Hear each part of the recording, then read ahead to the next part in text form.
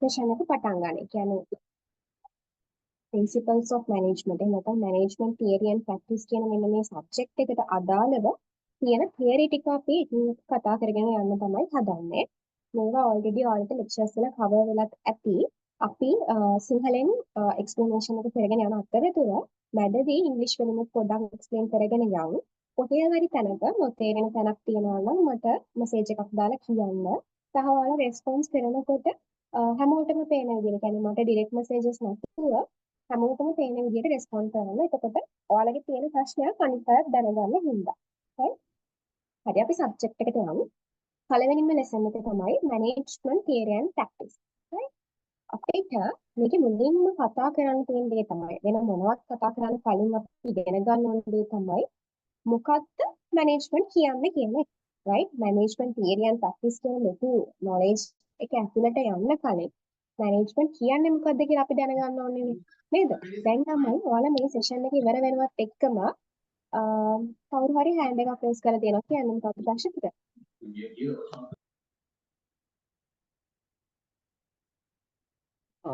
හරි. මේ සෙෂන් එක ඉවර වෙනකොට ඔයාලට තියෙන්න ඕනේ මෙන්න මේ learning outcomes තුනට උත්තර ලියා ගන්න පුළුවන් වෙන්න ඕනේ. හරිද? ඔයාලම ඔයගොල්ලන්ගෙන් ප්‍රශ්න කරන්න මේ කෑලි වලට උත්තර ලියන්න ඔයගොල්ලන්ට පුළුවන්ද කියලා. management කියන්නේ මොකක්ද? කවුද managers-ලා කියන්නේ? ඒගොල්ලෝ මොනවද කරන්නේ? influence of organizations on management. අපි මේ කෑලි කතා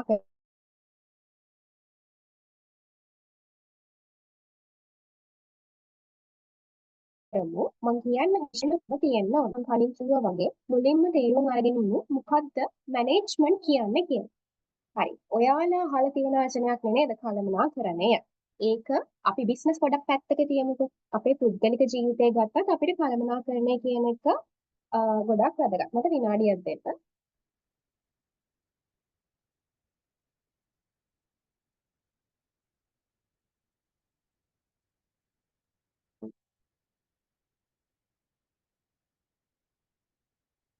සමිත් මේ එකම ටික නේද මේ සෙෂන් එකේ තියෙන්නේ? එකම එකක් නෙමෙයි දැන් අලුත් එකේ නිකන් මීට වඩා චුට්ට අඩුයි වගේ ගතියක් තේරෙනවා. මට ඕන මේක ඔයාලට පුළුවන් වේද මට මේ ඊමේල් එකක් දාන්න මේ අලුත් ස්ලයිඩ් එක චුට්ටක් මම දාන්නම් විනාඩි දෙන්න. විනාඩියක්. අපි ළමයි අලුත් ඔයාලගේ ස්ලයිඩ් එකම අරගෙනම කරමු. විනාඩියක් දෙන්න. sorry for the inconvenience.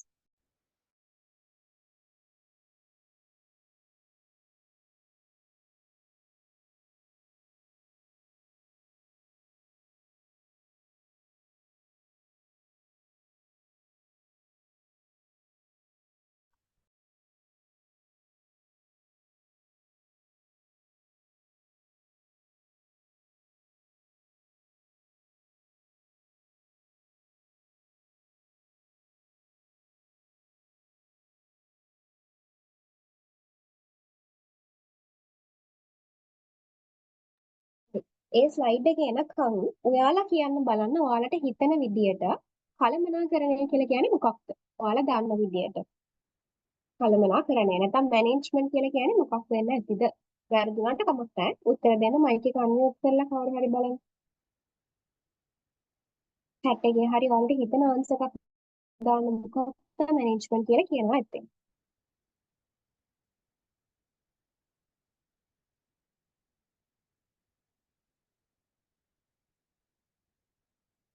ළමයි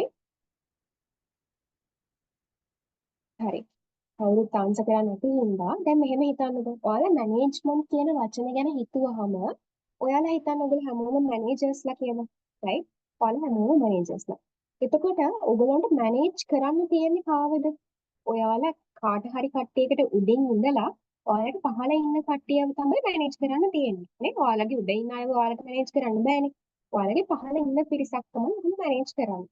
ඒක මැනේජ් කරනවා කියන එක මොකද්ද කරගන්නේ?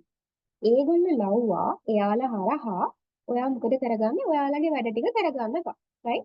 very good. planning, organizing, leading, controlling තමයි මම කියේ හිටියේ අපි යටතේ ඉන්න කට්ටියක් අරගෙන ඒ කට්ටිය හරහා අපේ වැඩ කරව ගැනීම තමයි අපි මැනේජ්මන්ට් කියලා කියන්නේ. right? ඔයාලා හිතලා බලන්න දැන් ඔයාලා කවදා හරි දවසක මැනේජර් කෙනෙක් වෙනවා කියන බලාපොරොත්තු ඇතුලේ ඔයාලට මොකද්ද තියෙන්නේ? ඔයාලා හිතන්නේ කවදා හරි දවසකදී ලොකු පුටුවකට ගිහිල්ලා එතන වාඩි වෙලා එතන ඉන්න කට්ටියත් එක්ක එකතු වෙලා තීරණ අරගෙන ඒ තීරණ වලින් කොහොමද බිස්නස් එකට වාසියක් වෙන විදිහට වැඩ කරන්න කියන්නේ. ඔය වගේ දෙයක් නේද මැනේජ්මන්ට් කියලා අදහස් කරන්නේ නේද? එතකොට ඉස්සෙම මැනේජ්මන්ට් කියන එක නිර්වචනය කරන්න ආවොත් ළමයි ඒක ඩිෆයින් කරන විදිය තමයි අනිත් අය ලව්වා වැඩ කරවා ගැනීමේ කලාව තමයි අපි මැනේජ්මන්ට් කියලා කියන්නේ. හරිද? හරි. ඔයාලට අලුත් ස්ලයිඩ් එක මගේ ස්ක්‍රීන් එක ෂෙයා වෙලා නේ තියෙන්නේ.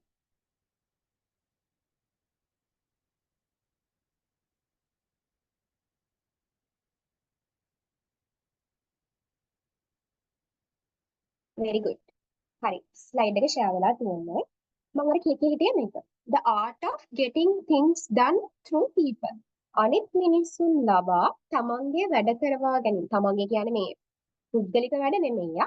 ආයතනයේ වැඩ කරවා ගැනීමේ කලාවට තමයි අපි මැනේජ්මන්ට් කියලා කියන්නේ. මේක ඇවිල්ලා බොහොම සරල නිර්වචනයක් මැනේජ්මන්ට් වල තියෙන. ඔයාලා මේ නිර්වචනය විතරක් ලියුවොත් ඇත්තටම මේක මේ හොඳම නිර්වචනයක් නෙමෙයි.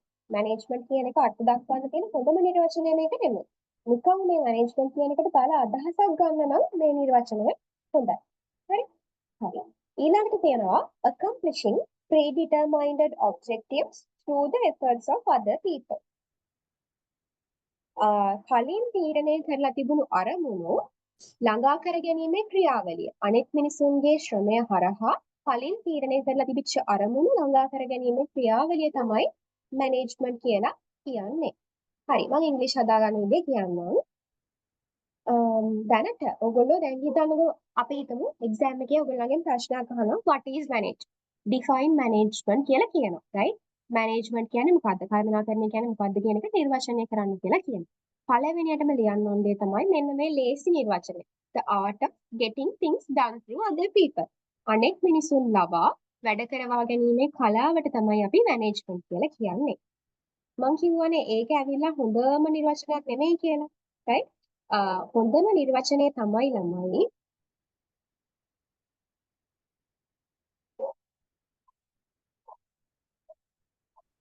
මෙන්න මේක.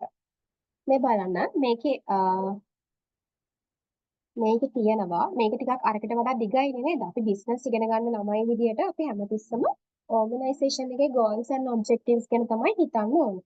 එතකොට මම මේ නිර්වචනය හොඳයි කියලා කියන්න හේතුව තමයි අපි මේක මුලින් කියවමුකෝ දෙගොල්ලම.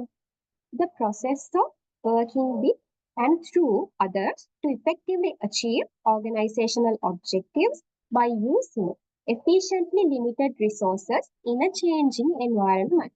මොකද්ද මේකෙන් කියන්නේ? අරකම තමයි. අනිත් මිනිසුන් ලවා වැඩ කරවා ගැනීමේ කලාවම තමයි.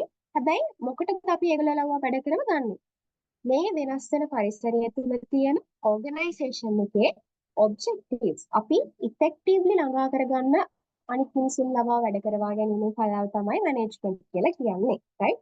මේක තමයි ඔයගොල්ලෝ ඩෙෆිනිෂන් එකක් විදිහට අහුවොත් ලියන්න ඕනේ. අපි ආයි මුලින් ඉඳන් කතා කරා.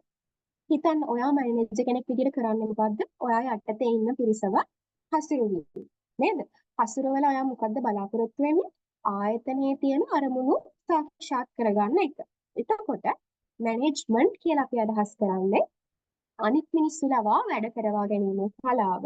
අපි ඒක තව ටිකක් ලස්සන කරලා ලියුවොත් මේ වෙනස් වෙන පරිසරය තුළ තියෙන ඕගනයිසේෂන්ස් වල අරමුණු නැත්නම් සංවිධාන වල අරමුණු තියෙන සීමිත සම්පත් ප්‍රමාණය හරහා ළඟා කර ගැනීමට අනෙක් මිනිසුන්ගේ මේ ශ්‍රමය භාවිතා කිරීම නැත්නම් අනෙක් මිනිසුත් එක්ක එකට වැඩ කිරීමේ කලාව තමයි අපි මැනේජ්මන්ට් කියලා කියන්නේ. හරිද? හැමෝටම මැනේජ්මන්ට් කියන්නේ මොකක්ද කියන එක පැහැදිලිද ළමයි?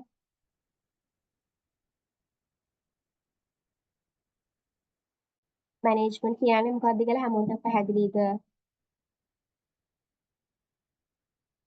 හැමෝම රිප්ලයි දාන්න ඕනේ. ළමයි 10 දෙනෙක්වත් අඩුම ගන්න රිප්ලයි දාන්න ඕනේ. ගොඩක් ඉන්නවා. හරි. මෙතන තමයි දැන් තව ගොඩාක් ඩෙෆිනිෂන්ස් තියෙනවා. මේ ඔක්කොම පාඩම් කරන්න ඕනේ නැහැ. එහෙම පාඩම් කරන්න ගියොත් එහෙම ඔයගොල්ලන්ට වෙන වැඩක් කරන්න වෙන්නේ නැහැ නේද? ඒ නිසා එක ඩෙෆිනිෂන් එකක් අර මම කියපු ඩෙෆිනිෂන් එක හොඳට මතක තියාගන්න. කට පාඩම් කරනවට වඩා මේක ඔලුවට ගන්න. ඔයාලගේ කවදාවත් මේ ඩෙෆිනිෂන් එක මෙහෙම අකුරක් නෑර ලියන්න කියලා අහන්නේ නෑ ප්‍රශ්නවලදී. ඔයාලගේ නිර්වචනය කරන්න කියලා අහුවහම ඔයාලට හිතෙන විදියට මේක ලස්සනට ගලපලා ලිව්වා නම් ඇති. හරිද? හරි. එතකොට මේ හැම නිර්වචනයක්ම බලන්න ඕනේ නැහැ. අර මම කියපු නිර්වචනය විතරක් මතක තියාගන්න. Key concepts of management. කළමනාකරණයේ මූලික සිද්ධාන්ත. ඔබ්ජෙක්ටිව් එක මොකද්ද? අපි මැනේජ් කරලා කවුරු හරි කෙනෙක්ව මැනේජ් කරලා ආයතනයක් වල මැනේජර්ස්ලව කියලා අපි මොකද්ද බලාපොරොත්තු වෙන්නේ? මේ නිර්වචනම ලියන්න ඕන කියලා එකක් නැහැ. ඔයාලා මේ අදහස ඔළුවට අරගෙන ඔයාලට හිතෙන විදිහට ඒක වර්ඩින් කරලා ලියන්න ලස්සනට. හැබැයි හරි අදහස තියෙනවා. හරි? ඔබ්ජෙක්ටිව් එක තමයි ළමයි අපිට තියනවානේ ආයතනයේ අරමුණු තියෙනවා. අපි මොනවද අසයින්මන්ට් එකේ කතා කරන්නේ දැක්මක් තියෙනවා, මෙහෙවරක් තියෙනවා, අරමුණු තියෙනවා. right? එතකොට ඒ දේවල් ළඟා කරගන්න තමයි අපි මැනේජ්මන්ට් කියන එක පාවිච්චි කරන්නේ. හරිද? දැන් කවුරු හරි අහුවොත් මොකද්ද මැනේජ්මන්ට් වල ඔබ්ජෙක්ටිව් එක කියලා? ඕගනයිසේෂන් එකේ පර්පස් එක.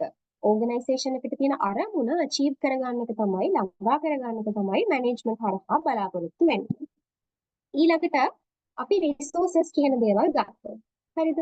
රිසෝසස් කියන ඒවා ළමයි එක එක විදිහට කියන්න පුළුවන්. මොනවද මුලින්ම රිසෝසස් කියන එකට සිංහල වචන කියන බලන්න මට කවුරු හරි.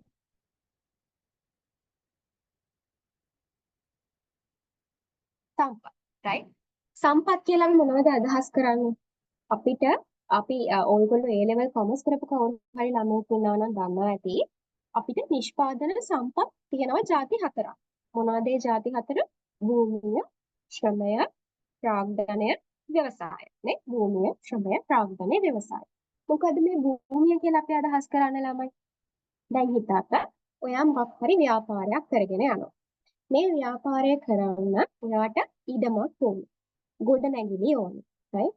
ඊට පස්සේ ඔයාට තව අපි හිතමු ඔයා මොනවා හරි ස්වභාවික සම්පත් ලබා ගන්නවා. මේ හැම දෙයක්ම අයිති වෙන්නේ භූමිය කියන කොටසට. right? ඊළඟට ශ්‍රමය. ඔයාගේ ව්‍යාපාරය ඉදිරියට කරගෙන යන්න ඒ වෙනුවෙන් මහන්සි වෙලා වැඩ කරන්න මිනිස්සු ඔයාට ඕනේ. right? අපි ඒකට කියනවා ශ්‍රමය කියලා. ඊට පස්සේ ප්‍රාග්ධනය කියලා කියන්නේ මොකද්ද? ඔයාගේ ව්‍යාපාරයේ ආයෝජනය කරන්න ඔයාට මුදල් අවශ්‍ය වෙනවා. හිතන්න ඔයාට මැෂින්ස් ගන්න ඕනේ, ඔයාට යන්ත්‍රෝපකරණ වලට ඉන්වෙස්ට් කරන්න ඕනේ, ඔයාට අලුත් තාක්ෂණයට ඉන්වෙස්ට් කරන්න ඕනේ. මේ හැම දෙයකටම ඔයාට මුදල් අවශ්‍ය වෙනවා. අන්නේ මුදල් වලට අපි කියනවා ප්‍රාග්ධනය කියලා. ඊට පස්සේ ව්‍යවසායකත්වය. ව්‍යවසායකත්වය කියන්නේ ඔයාගේ ඇතුලේ ඉන්න ශ්‍රමය. ශ්‍රමය නෙමෙයි. නමුත් ඔයාගේ ඇතුලේ දැන් ඔයා ව්‍යාපාරය වෙනුවෙන් සේවකයෙක් විදිහට නෙමෙයි වැඩ කරන්නේ. ඔයා ඇවිල්ලා ව්‍යාපාරයේ අයිතිකාරයා. ඔයා මොකද කරන්නේ? අර අනිත් අය වගේ නෙමෙයි ඔයා කරන දේ තමයි ඔයා ආයතනේ ඉස්සරහට කොහෙද යන්නේ කියන එක හසුරවන. හරිද? ඒක තමයි අපි කියන්නේ ව්‍යවසායකත්වය කියලා. කවුරු හරි A level කොමර්ස් කරපු නැති ළමයෙක් ඉන්නවා නම් ඔයගොල්ලෝ ලියා ගන්න සාධක හතරක් තියෙනවා. දැන් මේක නිකන් කුන්තුර විතරනේ පෙන්නලා තියෙන්නේ. සාධක හතරක් තියෙනවා ප්‍රධාන වශයෙන් භූමිය, ශ්‍රමය, ප්‍රාග්ධනය, ව්‍යවසාය කියලා. හැබැයි ඒවට අමතරව අපිට ඕන තව එක සාධකයක් ඇඩ් කරගන්න පුළුවන්. ඒ සාධකය තමයි ළමයි ටයිම් කියන එක. කාලය කියන එක. right? මම මේ ස්ලයිඩ්ස් දෙක අතර මාරු වෙනවා. පරණ ස්ලයිඩ් එකයි අලුත් ස්ලයිඩ් එකයි. මොකද පරණ ස්ලයිඩ් එකේ සමහර ඒවාට නිර්වචන තියෙනවා අලුත් ස්ලයිඩ් එකේ නැහැ. ඒ නිසා ඔයාලට දෙකම පේනව නේද? පරණ ස්ලයිඩ් එකක් පේනව නේද?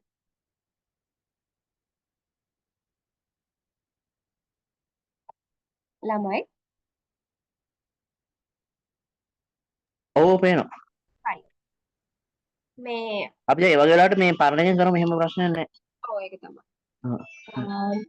මං කියේ හිතේ අර තියෙන සාධක හතරට අමතරව අපිට කාලය කියන එකත් නිෂ්පාදන සම්පතක් විදියට ගන්න පුළුවන්. ඇයි ඒ ළමයි කාලය නිෂ්පාදන සම්පතක් බවට පත් වෙන්නේ?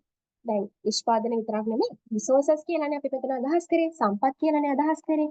දැන් හිතන්න ඕගොල්ලෝගේ ගත්තොත් දවසේ තියෙන පැය 24 ඕගොල්ලන්ට සම්පතක් නෙමෙයිද?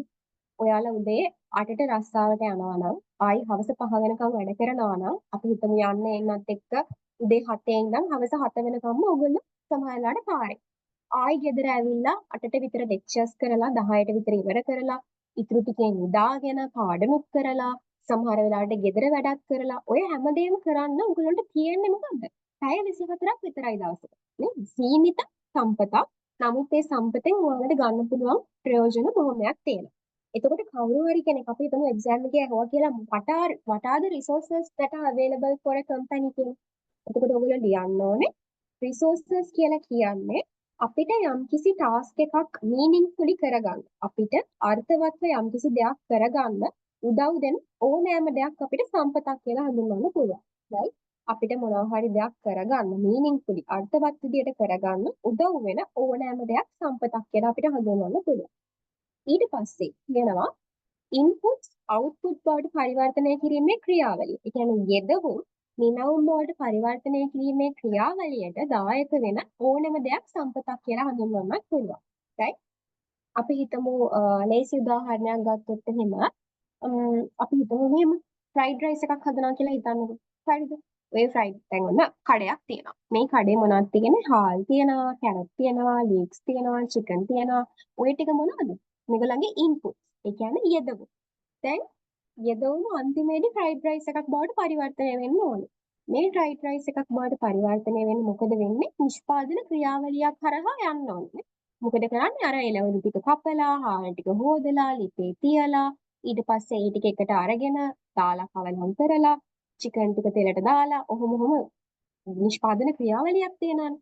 හිතන්න මේ ක්‍රියාවලියට කී දෙනෙක් සම්බන්ධ වෙනවද කියලා. අපිට මේක හදන්න තැනක් ඕනේ. භූමිය ඕනේ. ඊට පස්සේ මේක හදන්න ශ්‍රමිකයෙක් ඕනේ. ඊට පස්සේ මේවට අවශ්‍ය කරන බඩු ගන්න, තාච්චි ගන්න, තෙල් ගන්න, ඕවට අපිට සල්ලි ඕනේ. ඊට පස්සේ මගේ ව්‍යවසායගත දැනුම ඕනේ. ඔය ටික ඔක්කොම එකතු වෙලා තමයි අර ෆ්‍රයිඩ් රයිස් එක කියන අන්තිම නිෂ්පාදනය හැදෙන්නේ. එතකොට අපිට කියන්න පුළුවන් ඒ වගේ අවසාන නිෂ්පාදනයක් ළඟා කරගන්න අපිට උදව් වෙන ඕනෑම දෙයක් අපිට සම්පතක් කියලා හඳුන්වන්න පුළුවන්. දැන් හැමෝම කියන්නේ මොනවද සම්පත් ಜಾති හතරක් තියෙනවා ප්‍රධාන වශයෙන්. මොනවද හතර? භූමිය, ශ්‍රමය, ප්‍රාග්ධනය, ව්‍යවසාය. ඊට අමතරව අපිට වෙලාව, එහෙම නැත්නම් කාලය කියන එකත් ගන්න පුළුවන්. කවුරු හරි ඉංග්‍රීසි වලින් විතරක් එක්ස්ප්ලනේෂන්ස් ගන්න කෙනෙක් ඉන්නවා නම් මම චුට්ටක් බ්‍රීෆ් කරන්නම් අපි දැනට කරපු දේවල්. හරි මම එදා අහපු විදිය හරිනම් කවුරුත් ඉංග්‍රීසි විතරක් තේරෙන අය නැහැ. හැමෝටම සිංහල තේරෙනවා. හැබැයි ඉංග්‍රීසියෙන් ඔයාලා ලියන්න බලාපොරොත්තු වෙන හින්දා මම චුට්ටක් මේක ඉංග්‍රීසි වලින් බ්‍රීෆ් කරගෙන යන්න. So far we have discussed what management exactly is. Now we all have heard of the term management, yet we do not know how to define the term of management, right? Imagine yourself as a manager. Think that you are a manager. What you are going to do, you have some subordinates with you. Then you have an ultimate goal to achieve. Then what you do is, through your subordinates, you get your goal achieved. What happens is, how we define management is the art of getting things done to the other people, right? Why? Because as a manager, sometimes you do not do the things. You want the other people to do things according to your way, right? That is why we say management is the art of getting things done through people. But this definition is very limited when it comes to the organization. So there is a better definition that you all can use, which is this: the process of working with and through others to effectively achieve the organizational objectives by using efficiently limited resources in a changing environment.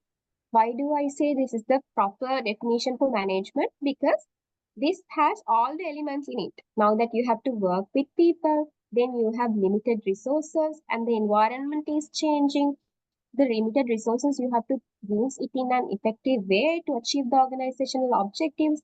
Likewise, all the components are there. So I prefer if you all can go ahead with this definition. You all do not need to memorize the definition as it is. Just get the idea of it and you can use your own wordings to explain what management is, right? Okay.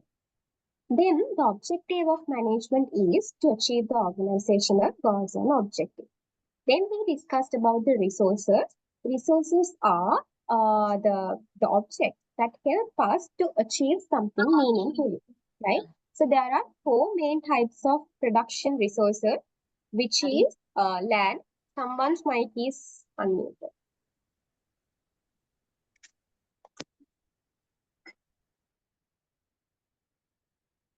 Right, thank you.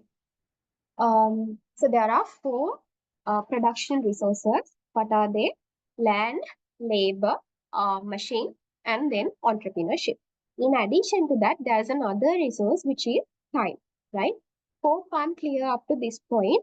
If anybody has a question, just raise the question, or else if we can go ahead, just say that you all understood the lesson.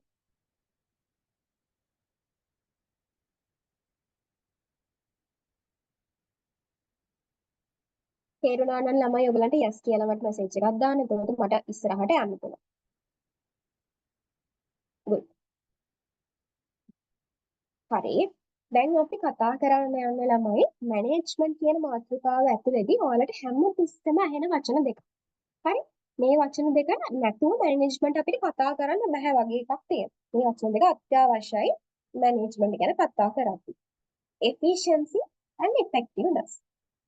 හිතපු ගමන් නිකන් එකපාරට බලපු ගමන් අපිට හිතෙන්නේ දෙකම එකක් කියලා නේ. නිකන් එකට අපි ওই දෙකම එකට කියන වෙලාවල් තියෙන ගොඩක් වෙලාට efficiency කියපු ගමන් අනිත් පැත්තට effectiveness කියන එක අපිට කියවෙනවා. efficiency කියලා කියන්නේ කාර්යක්ෂමතාවය. effectiveness කියලා අපි කියන්නේ ඵලදායීතාවය. right? හරි. මෙහෙම කිව්වොත් මොකද්ද efficiency කියන්නේ කියන එක අහුවොත් එහෙම ළමයි අපි ඒකට කියනවා doing things right.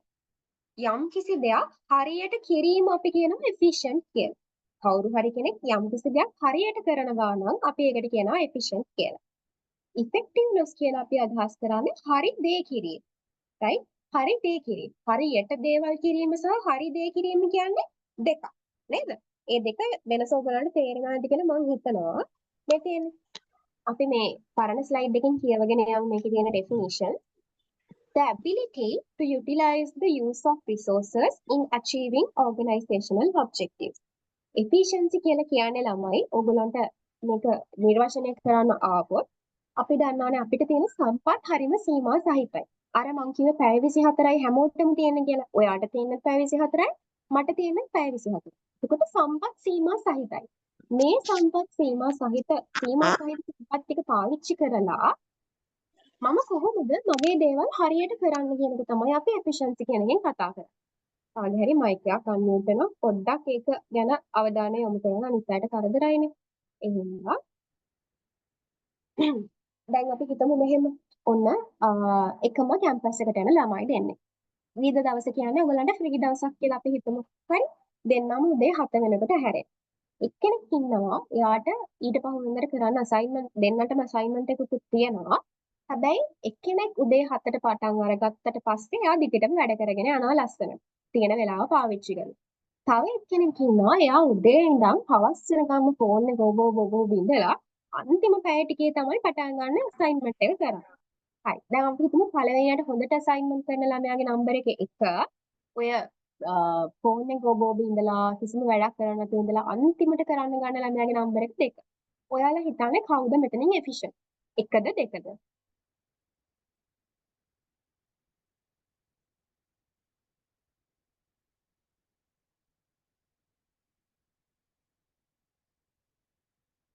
අනිත් අය දෙන්න බලන්න උත්තර. 1. ඇයි ඒ? තියෙන සම්පත් ප්‍රමාණය සීමා සහිතයි. කාලය කියන එක සීමා සහිතයි නේ. හෙට වෙනකොට අපිට අසයින්මන්ට් එක සබ්මිට් කරන්න. එතකොට ඒක හරියට පාවිච්චි කරන එක, හරියට වැඩේ කරන එක තමයි අපි efficient කියලා කියන්නේ. හරි. effectiveness කියන්නේ මොකද්ද? මම කිව්වා හරි දේ කිරීම. නිවැරදි දේ කිරීම. දැන් හිතන්න අපි ගත්තොත් එහෙම අපිට කරන්න පුළුවන් දේවල් ගොඩාක් තියෙනවා. නේ? අපි වැඩිහිටියෝ විදියට එහෙම නැත්නම් ටිකක් වයසෙන් 20ට වඩා වැඩිනේ මෙතන ඉන්න හැමෝම. එතකොට අපිට කරන්න පුළුවන් දේවල් බොහොමයක් තියෙනවා. ඒ අතර හොඳ දේවලුත් තියෙනවා. සමාජෙ හොඳයි කියලා පිළිගන්න දේවලුත් තියෙනවා. නරකයි කියලා පිළිගන්න දේවලුත් තියෙනවා. අපිට දෙකම කරන්න පුළුවන්. නේද? එහෙම බාධාවක් වෙන්නේ නැති විදියට පොරෙන් කැමති දෙයක් කරන්නත් පුළුවන්. හැබැයි අපි හරි දේ විතරක් කරනවා නෙවෙයි. වැරදි දේවල් තියෙන තැනකදී හරි දේ තෝරගන්න අපි දන්නවා නම් අපි ඒ වගේ ඒවට කියනවා effectiveness කියලා. right? දැන් simply ඕගොල්ලන්ගෙන් exam එකේ අහුවත් මොකක්ද efficiency කියන්නේ මොකක්ද effectiveness කියන්නේ කියලා. මොකක්ද කියන්නේ? efficiency කියන්නේ doing things right. හරියට දේ කිරීම. effectiveness කියන්නේ හරි දේ කිරීම. හරිද? මේ වචන දෙකේ වෙනස පැහැදිලිද ළමයි ඕගොල්ලන්ට?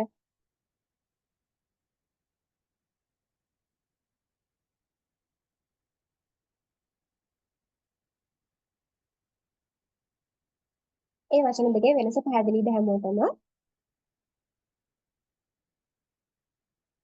හරි. අපි දැන් මේක ගැන ඉගෙන ගන්න හේතුවක් තියෙන්න බෑ. නේද? ඇයි අපි මේ efficiency effectiveness ගැන ඉගෙන ගන්න මිස් මට තේරෙන්නේ නැහැ නේ ඇයි අපි ඒක ඉගෙන ගත්තට මොකක්ද ඒකේ තියෙන වටිනාකම කියලා. දැන් ඔයාලා හිතන්න ඔයාලා efficient effective. සමහරු ඉන්න පුළුවන් ගොඩක් efficient. හොඳට මේ හරි දේ මේ නේද? හරියට කරන්න දන්නවා. හැබැයි හරි දේද කරන්න කියන එක ගැන ප්‍රශ්නයක් තියෙනවා. දැන් හිතන්නකො මෙහෙම කවුරු හරි මිනිස්සෙක් ඉන්නවා. හරි. අපි දුම්බීම කියන එක සමාජයේ වැරදි දෙයක් විදියට තමයි දකින්නේ. හරි. මේ මිනිස්සයා ඉන්නවා හරියටම සිගරට් එක ස්මෝක් කරනවා. ආයි කවුරු හරි කියලා දීලා වගේ ස්මෝක් කරනවා. දැන් මොකද වෙලා තියෙන්නේ? එයා efficient නේ. එයා කරන දේත් එක්ක එයා efficient. හරියට කරනවා. හැබැයි හරි දේද කරන්නේ නෑනේ. effective නැහැ. efficient හැබැයි effective නැහැ. තව කෙනෙක් ඉන්න පුළුවන්. අපි හිතමු එයා ඩිග්‍රී එක ෆලෝ කරනවා. හරි? හරි දෙයක් කරන්නේ නේද? එතකොට එයා effective. sorry මේ efficient.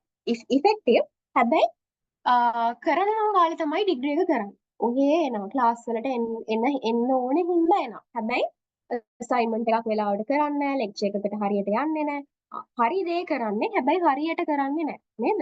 effective හැබැයි efficient නැහැ. අන්න ඒ වගේ අපිට සමහර වෙලාවට අපි efficient වෙන්න පුළුවන්. සමහර වෙලාවට අපි effective වෙන්න පුළුවන්. සමහර කෙනෙක් ඉන්න පුළුවන් efficient උත් වෙලා effective වෙන්න පුළුවන්. සමහර කෙනෙක් වෙන්න පුළුවන් efficient උත් නැහැ effective උත් නැහැ. ඔය හතරම වෙන්න පුළුවන්. දැන් මේක මෙහෙම පාඩම් කරන්න ගියාම අමාරුයිනේ. මේ වගේ ඩයග්‍රෑම් එකකට අපි දාගමු. පැති දෙකේ ඔයගොල්ලෝ මේ වගේ ඒවා ඕන තරම් A levels වල කරලා තියෙනවානේ නේද? මේකේ මොකද්ද මේ වෙලා තියෙන්නේ?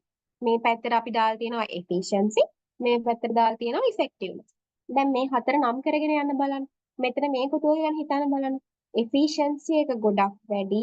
හැබැයි effectiveness එක ගොඩක් අඩුයි. die slowly. ඒ කියන්නේ දැන් බිස්නස් එකක් ගැන හිතන්නකෝ. අපි මෙච්චර වෙලා personal examples නේ කතා කරේ. නේද? efficiency එක හොඳට තියෙනවා. හැබැයි හරි දේ නෙමෙයි කරන්නේ. දැන් මෙහෙම හිතන්න.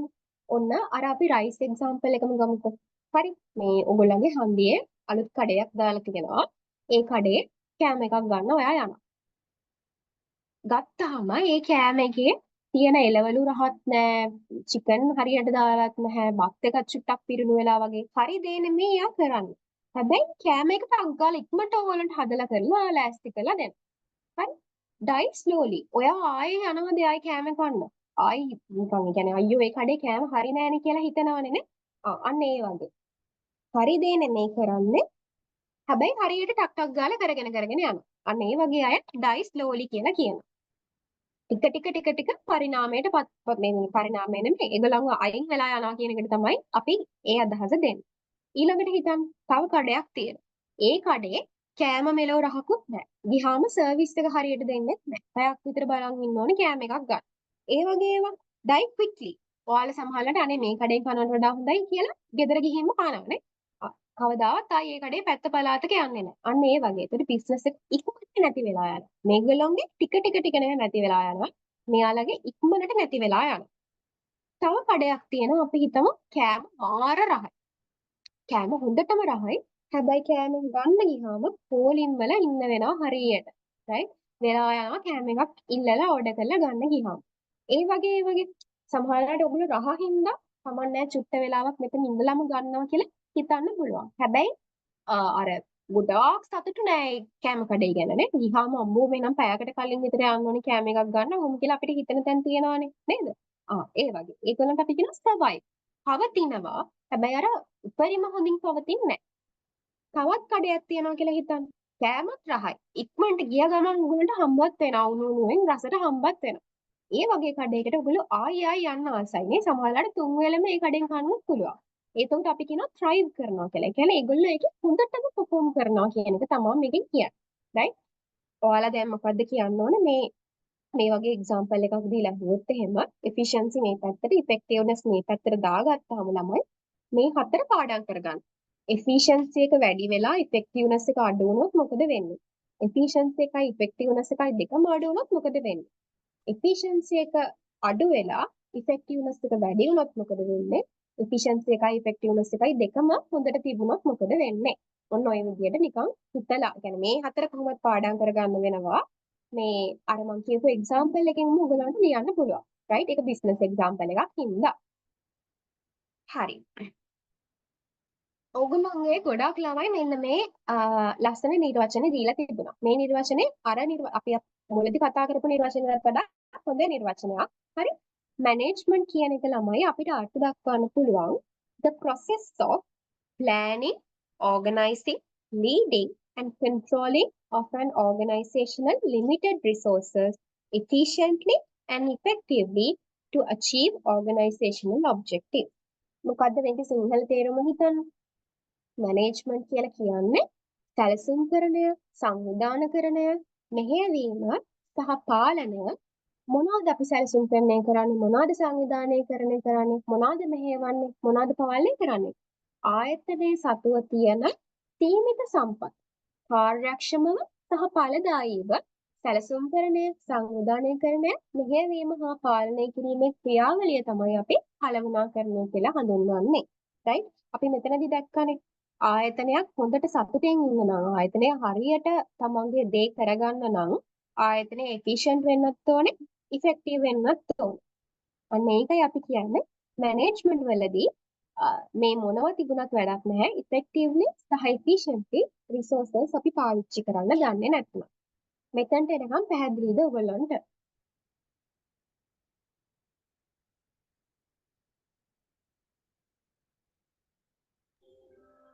ඔව් මිස් පැහැදිලි. good. මේ නිර්වචනය ලියන්න පුළුවන් නම් ගොඩක් හොඳයි. මේක ඔයගොල්ලෝ කටපාඩම් කරගන්න. අමාරු නෑනේ දෙතුන් පාරක් කියවනකොට මේක නිකම්ම මතක හිටිනවා. මේක පාඩම් කරගෙන ගිහිල්ලා මේක ලියන්න අර නිර්වචනයට අමතරව. හරි. දැන් ඇයි අපි මේ මැනේජ්මන්ට් කියන දේ ඉගෙන ගන්න? ඇයි ඔයාලා ඩිග්‍රී එකක් මැනේජ්මන්ට් ඩිග්‍රී එකක් කරන්න ආවේ? ඇයි හේතුව? ගෙදරින් කියපු හින්දාද නැත්නම් ඔයගොල්ලෝට හිතුණාද මොකද්ද මැනේජ්මන්ට් කරලා ඔයගොල්ලෝ බලාපොරොත්තු වෙන්නේ? හරි. අපි මෙහෙම හිතුවොත් අපි මොකද්ද මැනේජ්මන්ට් කියලා කිව්වේ? ආයතනයේ තියෙන අරමුණු හා ඉලක්ක ළඟා කරගන්න ආයතනයේ සතුව තියෙන සීමිත සම්පත් කාර්යක්ෂමව සහ ඵලදායීව භාවිතා කිරීමට සැලසුම් කිරීම, සංවිධානය කිරීම, මෙහෙයවීම, පාලනය තමයි අපි කළමනාකරණය කියලා කිව්වේ. මේ කළමනාකරණය අපිට කෑලි 3කට අවශ්‍ය වෙනවා. අද වර්තමානයේ ජීවත් වෙන්න අපිට කළමනාකරණය අවශ්‍යයි. දැන් හිතන්න අද හවස 7ට පන්තිට එනවා කියලා දැනගත්ත හින්දා ඔයගොල්ලෝ සමහර විට වැඩ උදේ එක එක විදිහට මැනේජ් කරගන්න. නේ? හිතන්න කවුරු හරි කෙනෙක් නෑදෑ ගෙදරට යන්න හිටියා නම් හවස 7 වෙනකොට ගෙදර ඉන්න ඕනි කියන එක ප්ලෑන් කරන් තමයි ඔයාලා ඒ වැඩේ කරගන්නේ. කවුරු හරි කෙනෙක් shopping ගියා නම් හවස 6 වෙනකොට ගෙදර ඉන්න ඕනි කියන එක දැනගෙන තමයි ඔයාලා මිස් අපි definitions කවුද කිව්වේ කියලා පාඩම් කරගන්න ඕනේ. නෑ එහෙම අවශ්‍ය නෑ. ඒක ඕනේ. මං කියන්න ගියේ අද හවස 7ට පන්තිය තියනවා කියලා දන්න හින්දා ඔයාලා උදේ වරුවේ වැඩ ටික නොදැනුවත්වම කළමනාකරණය කරගත්තා. right? වර්තමානයේ ජීවත් වෙන්නත් අපිට මෙන්න මේ කළමනාකරණය ඕනේ. දැන් හිතන්න අද පන්තියට එන එක ගැන. right? අද පන්තියට එනවා කියන්නේ ඔයගොල්ලෝ වර්තමානයේ ජීවත් වීම. ඒකට ඒ සඳහා ඔයගොල්ලෝ උදේ වරුවේ තිබිච්ච වැඩ ටික අස්සන්ට ප්ලෑන් කරගෙන 7 වෙනකොට ක්ලාස් එකට ආවා. නොදැනුවත්වම ඔයගොල්ලෝ එතන ඔයගොල්ලන්ගේ කාලය කළමනාකරණය කරගෙන තියෙනවා. අන්න ඒ වගේ එකකට තමයි අපි කියන්නේ living in the present. වර්තමානයේ තුල ජීවත් වෙන්න අපිට කළමනාකරණය අවශ්‍යයි. building the future. අනාගතය ගොඩනගා ගන්න අපිට කළමනාකරණය අවශ්‍යයි. පුද්ගලයෙක් විදිහට හිතුවාම ඔයාලගේ හීනයක් තියෙනවා හොඳ ග්‍රැජුවේට් කෙනෙක් වෙලා කැම්පස් එකෙන් අවුට් වෙලා ලොකු මැනේජර් කෙනෙක් වෙන්න හැමෝටම හීනයක් තියෙනවා නේද? එතකොට ඒ සඳහා වැඩ කරන විදිය ඔයගොල්ලෝ මැනේජ් කරගන්න ඕනේ. මම මේ වෙනකොට පළවෙනි ඉයර් එක ඉවර කරනවා. මේ වෙද්දි සෙකන්ඩ් ඉයර් එක ඉවර කරනවා. මම එක රිපීට් එකක්වත් මම නම් ලියන්නේ නැහැ. රිපීට් කරගන්නේ නැහැ මම සබ්ජෙක්ට්. කොහොම ඔයගොල්ලන්ට මැනේජ් කරගන්න පුළුවන්. ඉදිරි අනාගතයේ ෆියුචර් එක ගොඩනගා ගන්න පුළුවන්. ආයතනයක් පැත්තෙන් හිතුවොත් අපිට ආයතනයට අරමුණු තියෙනවා. ඊට පස්සේ අපිට එක එක ළඟා කරගන්න ඉලක්ක තියෙනවා. එතකොට මේ දේවල් වලට අපේ සම්පත් කොහොමද හසුරවන්නේ? ඉස්සරහා අනාගතයට අපි කොහොමද මුහුණ දෙන්නේ කියන එක තමයි මැනේජර්ස්ලා හැමදාම උදේ ඉඳන් හවස වෙනකම්ම හිතන්නේ. නේද? එතකොට අනාගතය ගැන තීරණ ගන්න. අනාගතය ගොඩනගා ගන්න අපිට කළමනාකරණය අවශ්‍ය වෙනවා. effective and efficient managerial performance. මම කිව්වා වගේ තියෙන සම්පත් සීමා සහිතයි.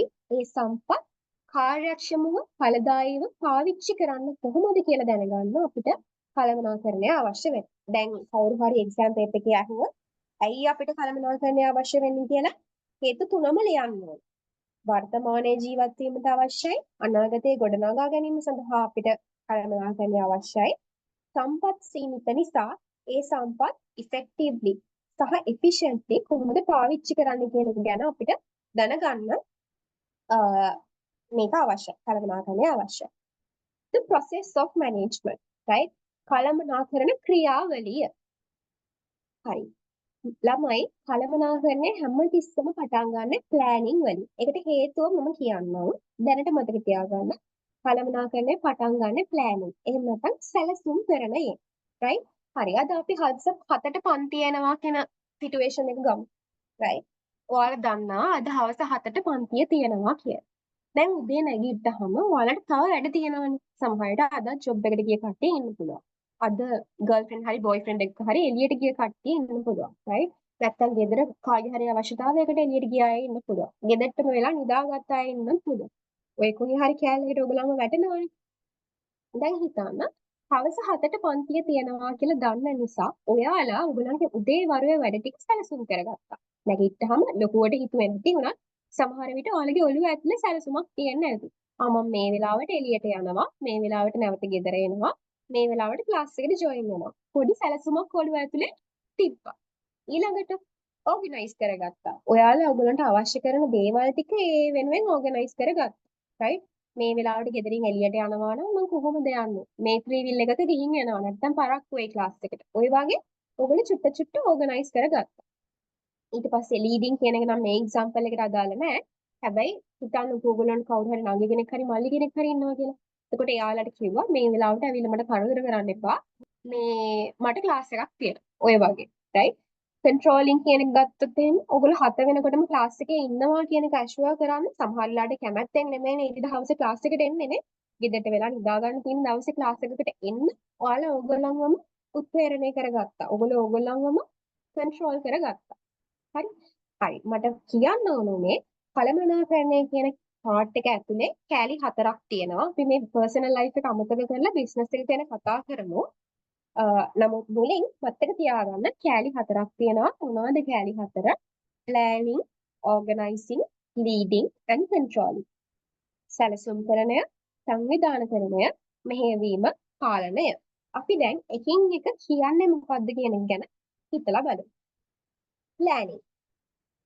The process of establishing goals and suitable course of action for achieving those goals.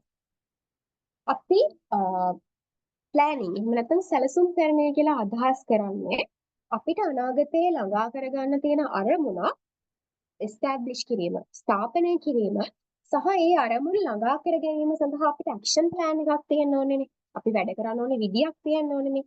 ඒ විදිය establish කිරීම තමයි අපි planning කියලා හඳුන්වන්නේ. දැන් අර උදාහරණයක් ගත්තොත් 7ට පන්තිය තියෙන එක ඔයගොල්ලෝ දන්නවා 7ට join වෙන්න ඕනේ කියලා දන්නවා. ඒ 7ට join වෙනවා කියන එක තමයි ඔයගොල්ලන්ගේ plan එක වෙන්නේ. හවසට ක්ලාස් එකට join වෙනවා කියන එක. දැන් organisation එකක් පැත්තෙන් හිතමු. අපි හිතමු අවුරුදු 5කින් මේ organisation එක නගරයේ තියෙන හොඳම organisation එක බවට පත් කිරීම තමයි අපේ plan.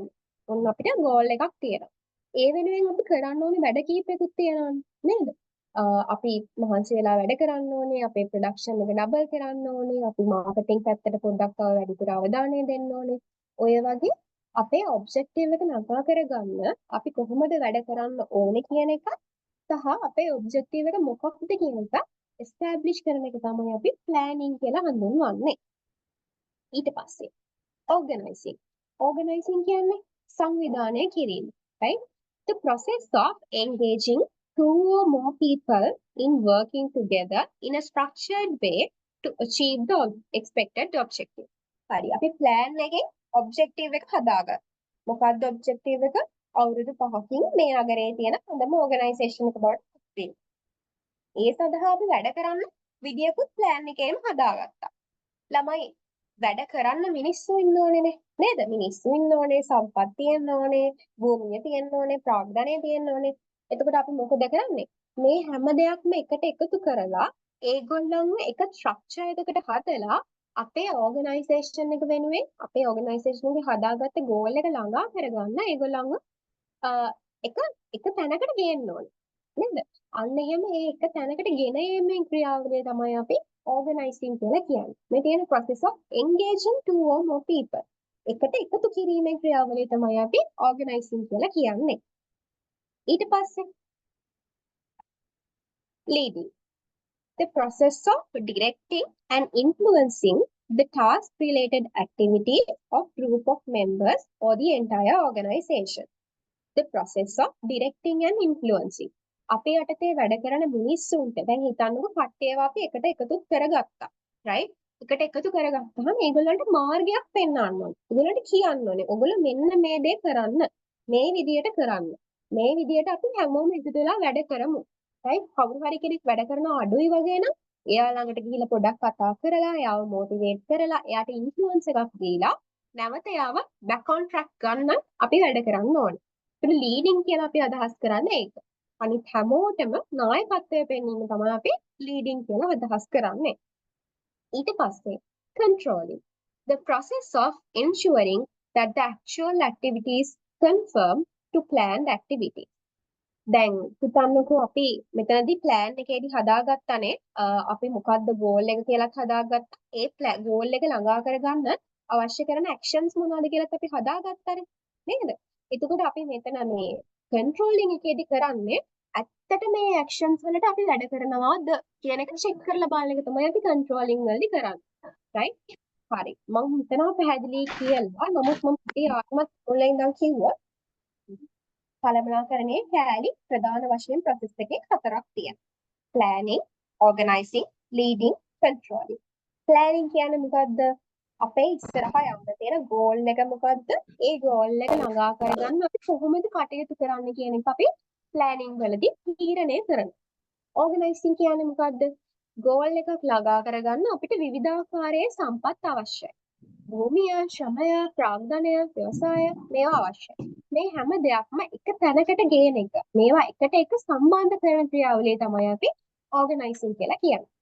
leading කියලා කියන්නේ අපි යටතේ ඉන්න මිනිස්සුන්ට අපිත් එක්ක වැඩ කරන සේවකයන්ට යන්න ඕනේ ඩිරෙක්ෂන් එක, යන්න ඕනේ මාර්ගය පෙන්වීම තමයි අපි leading කියලා කියන්නේ. controlling කියලා අදහස් කරන්නේ අපේ මුල ස්ටේජ් එකේදී අපි හදාගත්තනේ කරන්න ඕනේ වැඩපිළිවෙලක්. ඒ වැඩපිළිවෙලට අනුව ඇත්තටම අපි වැඩ කරනවාද කියන එක තීරණය කිරීම තමයි අපි controlling වලදී කරන්නේ. හරිද? මම මුලදී පටන් ගන්නකොට කිව්වා ළමයි මැනේජ්මන්ට් පටන් ගන්නනේ. මැනේජ්මන්ට් කියන එක මේ ස්ථාපනය වෙන්නේ planning කියන එකත් එක්ක කියලා. organizing වලින්වත් leading වලින්වත් controlling වලින්වත් management පටන් ගන්න බෑ. mics mute කරගන්න ඕනේ.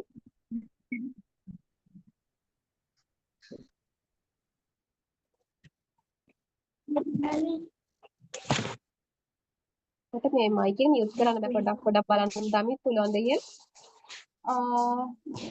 තෙනුෂා දිලානි ඔයාගේ mic එක unmute වෙලා තියෙන්නේ.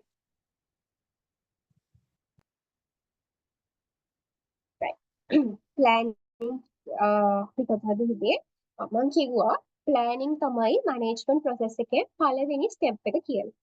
ඇයි planning පළවෙනි step එක වෙන්නේ ළමයි? දැන් හිතන්න එතනින් එහාට තියෙන හැම එකක්ම වෙන්නේ මේ plan එකට අනුකූලව. organizing කියලා ඔයගොල්ලෝ මොකද්ද කරන්නේ? plan එකේ establish කරපු goal එක ළඟා කරගන්න සම්පත් ටික එකතු කරගන්නේ කොහොමද? ඊට පස්සේ leading කියලා මොකද කරන්නේ? plan එකේ establish කරපු goal එක ළඟා කරගන්න මිනිස්සුන්ව හසුරුවන්නේ කොහොමද? controlling කියලා මොකද්ද කරන්නේ? plan එකේදී හදාගත්ත action ටිකට අනුව අපි වැඩ කරනවාද කියන එක check කරන්නේ controlling වලදී. plan එකක් නැත්නම් organizing උත් නැහැ, leading උත් නැහැ, controlling උත් නැහැ. ඔන්න exam එකේ අහන්න පුළුවන් ප්‍රශ්න. හරි? මේවා slide වල නැහැ. හැබැයි ඔයාලට හිතලා ලියන්න පුළුවන් වෙන්න ඕන. අහුවොත් ඇයි planning පළවෙනි step එක විදියට පෙන්වන්නේ කියලා ඔයගොල්ලෝ කියන්න ඕනේ. මේ process එකේ ඉතුරු step එකක්වත් කරගන්න බෑ planning නැත්තම්. organize කරන්න අපිට plan එකක් ඕන. lead කරන්න අපිට plan එකක් ඕන. right? control කරන්න අපිට plan එකක් ඕන. ඒ නිසා planning තමයි පළවෙනි point එක බවට පත් වෙන්නේ. ඒකෙන් එහාට තමයි ඉතුරු ඔක්කොම දේවල් සිද්ධ වෙන්නේ. මම පැහැදිලිද කියපු ඒවා. මෙතන නිකන් පැහැදිලිද ඔයගොල්ලන්ට?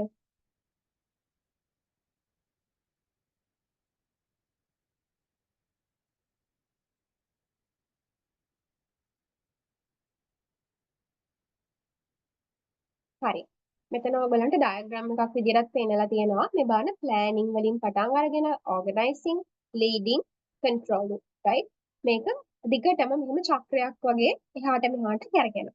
සහ මේ එකක්වත් අයිසොලේට් වෙලා නැහැ. තනි වෙලා නැහැ. මේවා හැම එකක්ම එකට එකක් අන්තර්බද්ධයි.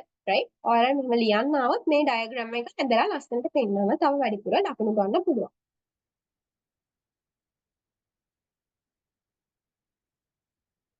හරි. ඊළඟට අපි ඉගෙන ගමු life cycle of a business. business එකක ජීවන චක්‍රය. මිනිස්සෙගේ ජීවන චක්‍රය ගැන හිතන්න. ඉපදෙනවා, පොඩි කාලේ ඉඳලා ඒගොල්ලෝ ඊට පස්සේ ඉගෙන ගන්නවා, ඊට පස්සේ යම්කිසි තරුණ වියකට ඇවිල්ලා රස්තාව කරනවා, මැරි කරනවා, ළමයි හදනවා, ඊට පස්සේ සමහර වෙලාවට ඕගොල්ලෝ හැමෝටම ඉංග්‍රීසි වලින්ද එක්සෑම්ස් ලියන්න තියෙන්නේ. කාටවත් සිංහලෙන් ලියන්න බෑද? මම මෙසේජ් එකට උත්තර දෙන්නේ.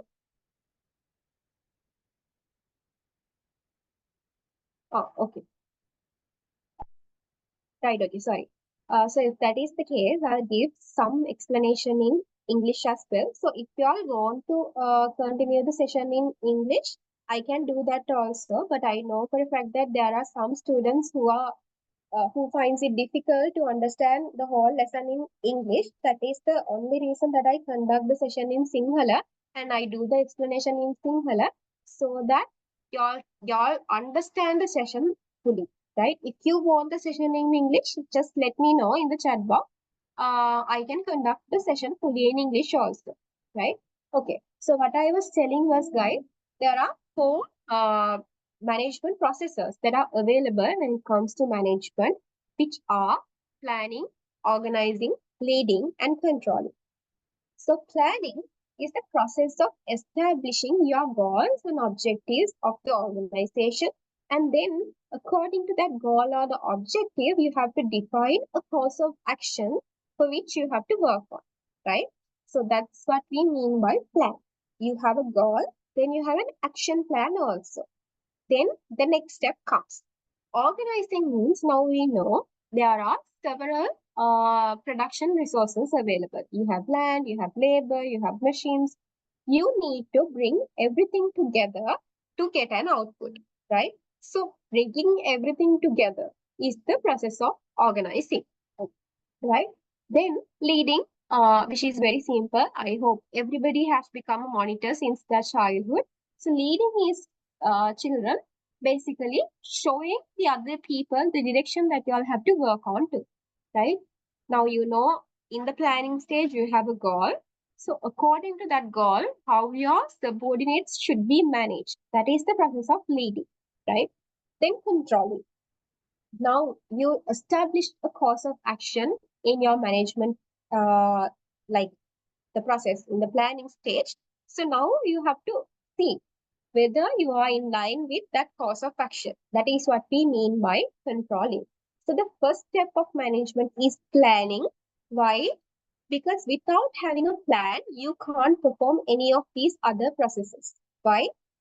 Organizing is according to the plan. Leading, you need to based on the plan. Controlling, you have to have the course of action.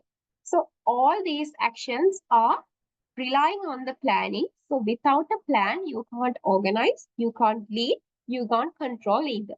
So planning should be the first step in the management. But it does not necessarily mean that this cycle does not get repeated, right? You can see these blue lines are interconnected to each other. You plan, you organize, you lead, you control, then again you plan, organize, lead, control. This cycle goes on, right? Hope I'm clear. මම කිව්වේ ළමයි ඔයාලට ඉංග්‍රීසි වලින් විතරක් session එක ඕන නම් ඒකත් මට කියන්න. මම සිංහලෙන් සෙෂන් එක කරන්න එකම හේතුව මම දන්නවා දුර පළාත්වල ඉඳලා සමහරවිට පොඩ්ඩක් ඉංග්‍රීසි එකපාරට අල්ලගන්න අමාරු ළමයි මෙතන ඇති කියලා. මම සිංහලෙන් කරන්නේ. ඔයගොල්ලෝ සිංහලෙන් සෙෂන් එක තේරුම් ගත්තාම ඉංග්‍රීසියෙන් කියන ඩෙෆිනිෂන් එක කටපාඩම් කරන් හරි ගිහින් ලියන්න පුළුවන්කමක් තියෙන හින්දා. ඉංග්‍රීසියෙන් ඕනේ නම් ඒක මට කියන්න. මම මේ ඉංග්‍රීසි වලින් කියන්නම් මුල ඉඳලම. හරි. Life cycle of a business. දැන් අපි අපේ ලයිෆ් සයිකල් එක ගැන හිතන්න, මනුස්සයෙක් ගැන හිතන්න.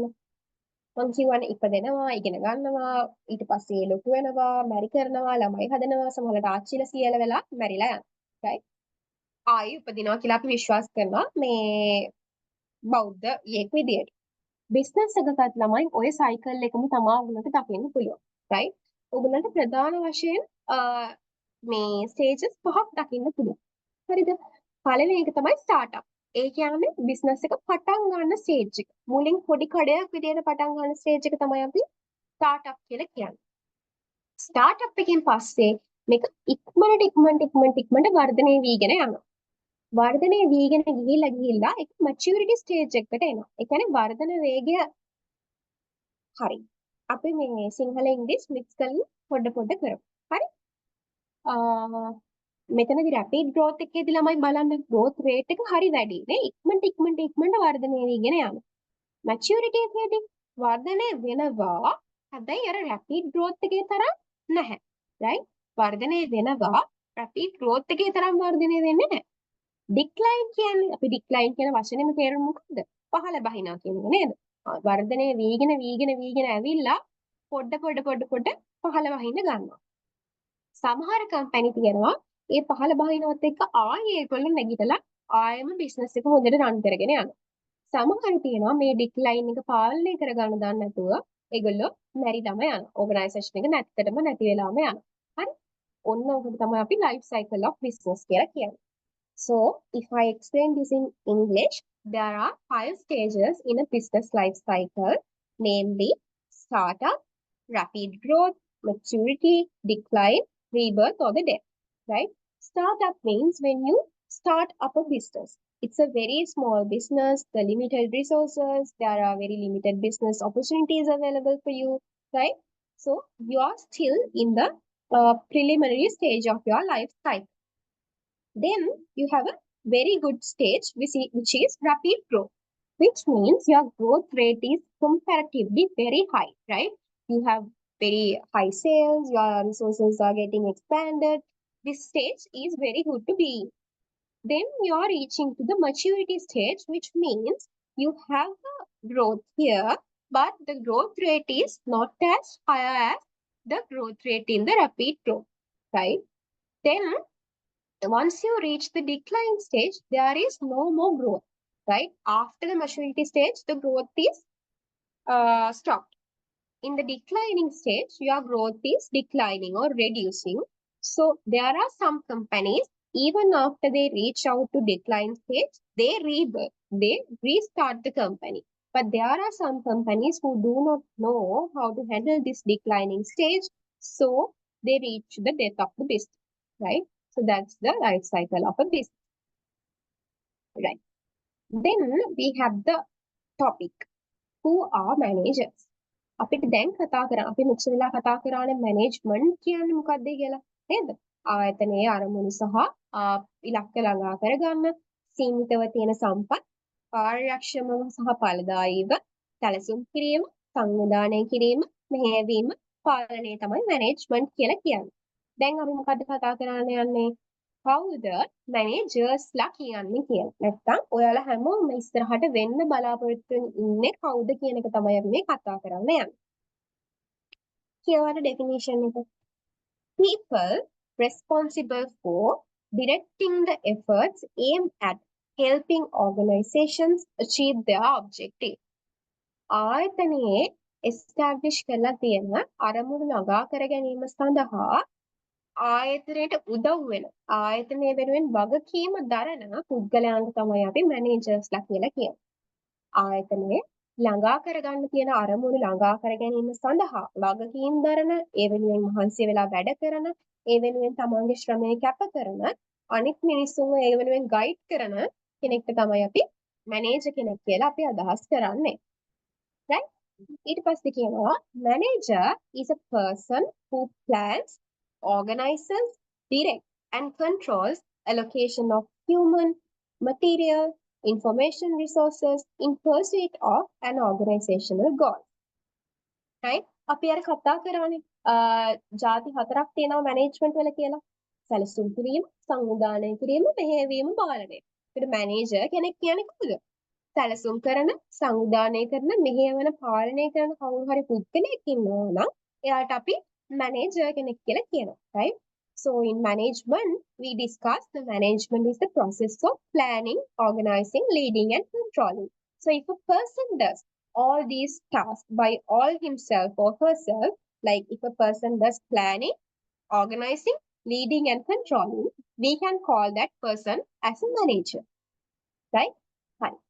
ඊට පස්සේ ළමයි අපිට කියලා තියෙනවා main functions of a manager. කළමනාකරුවෙකු සතුව තියෙන ප්‍රධාන වගකීම් නැත්නම් ප්‍රධාන එයා කරන දේවල් වගේ functions කියලා අපි කියන්නේ. right? මේවා මොනවද කියලා අහනවා. පළවෙනි එක තමයි objectives set කරන්න ඕනේ. වෙන විදිහකට කිව්වොත් planning. නේ අපි කිව්වේ planning වලදී අපි objectives set කරනවා ඒවට අදාළ action plan එකක් හදනවා කියලා. set objectives. මේක මේ විදිහටම ලියන්න exam එකේ. but තව විදිහකට ඔයාලා මතක තියාගත්තොත් planning තමයි මේ කියන්නේ. ඊට පස්සේ organizing. අපි කතා කරන්නේ ඔක්කොම සම්පත් ටික එකට අරගෙන එන එක. ඊළඟට motive and communicate. අනිත් මිනිස්සුන්ව උත්ප්‍රේරණය කිරීම, ඒගොල්ලන්ව දිරිගැන්වීම සහ ඒගොල්ලොත් එක්ක සංනිවේදනය කිරීම. තව විදිහකට කිව්වොත් මොකද්ද මේ leading නේද? අපි අතනදී කතා කරේ. ඊළඟට measure මන බැලීම. එහෙම නැත්නම් තවත් විදිහකට කිව්වොත් controlling. right?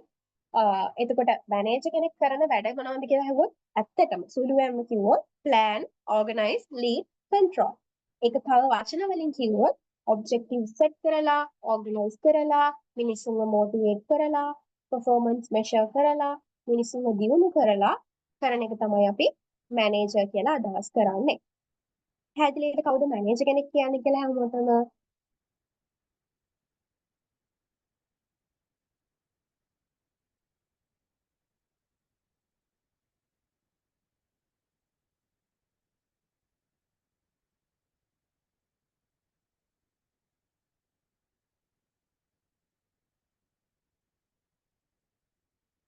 හරි.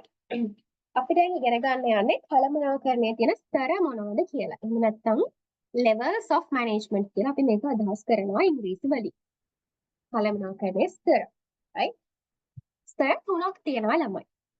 ඉහළ, මධ්‍යම, පහළ. or else top managers, middle managers and the first line manager. Right? Lower level managers we also call them, but better you name it first line manager. So why there are 3 tiers? ඇයි එතන කෑලි තුනක් තියෙන්නේ? බැලුවොත් මේ first level managers ලාවිලා ඒගොල්ලන්ගේ function එක ගැන විතරමයි දන්නේ. right? දැන් මෙතන එක එක functions තියෙනවානේ. marketing, finance, operations, human resources ඔය වගේ ඒ කෑල්ල ගැන විතරක් දන්නවා නම් අපි ඒගොල්ලන්ට කියනවා first level manager. ඊළඟට middle level කට්ටිය ඉන්න පුළුවන්. ඒගොල්ලෝ ඒගොල්ලන්ගේ department එක ගැන විතරයි දන්නේ. ඒ කියන්නේ මේ කෑල්ලට වඩා පොඩ්ඩක් දැනුම වැඩි මේගොල්ලන්ට. right? ඊට පස්සේ top managers ලා ගත්තාම ඒගොල්ලෝ මේ එක කෑල්ලක් ගැනවත් හිතන්නේ නැහැ. ඒගොල්ලෝ හිතන්නේ ආයතනයට මොකද වෙන්නේ? තමන්ගේ ආයතනය ගැන හිතලා තීරණ ගන්න අය කට්ටියට අපි කියනවා top managers ලා කියලා. So if I explain this in English, there are 3 tiers in the management layer, right? First line manager, middle managers, and top managers. In the first line managers, they are only concerned about the functions that they have. What are the functions available in a business? There can be finance, there can be human resources, there can be marketing, operations. Likewise, there are several functions. So the first line managers, they only concern about these functions. But the middle level managers, they do not concern about the function itself, but their concern is about their department, right? Apart from the first line managers and the middle manager, there is another manager type which is called the top tier management or the top management. They do not concern about the functions, nor do they concern about the department. Their only concern is about the whole organization. So if a person thinks of the organizational perspective, then we call him or her a top level manager, right? So organizational CEO, the chairman comes as the top manager. Okay, hope I'm clear.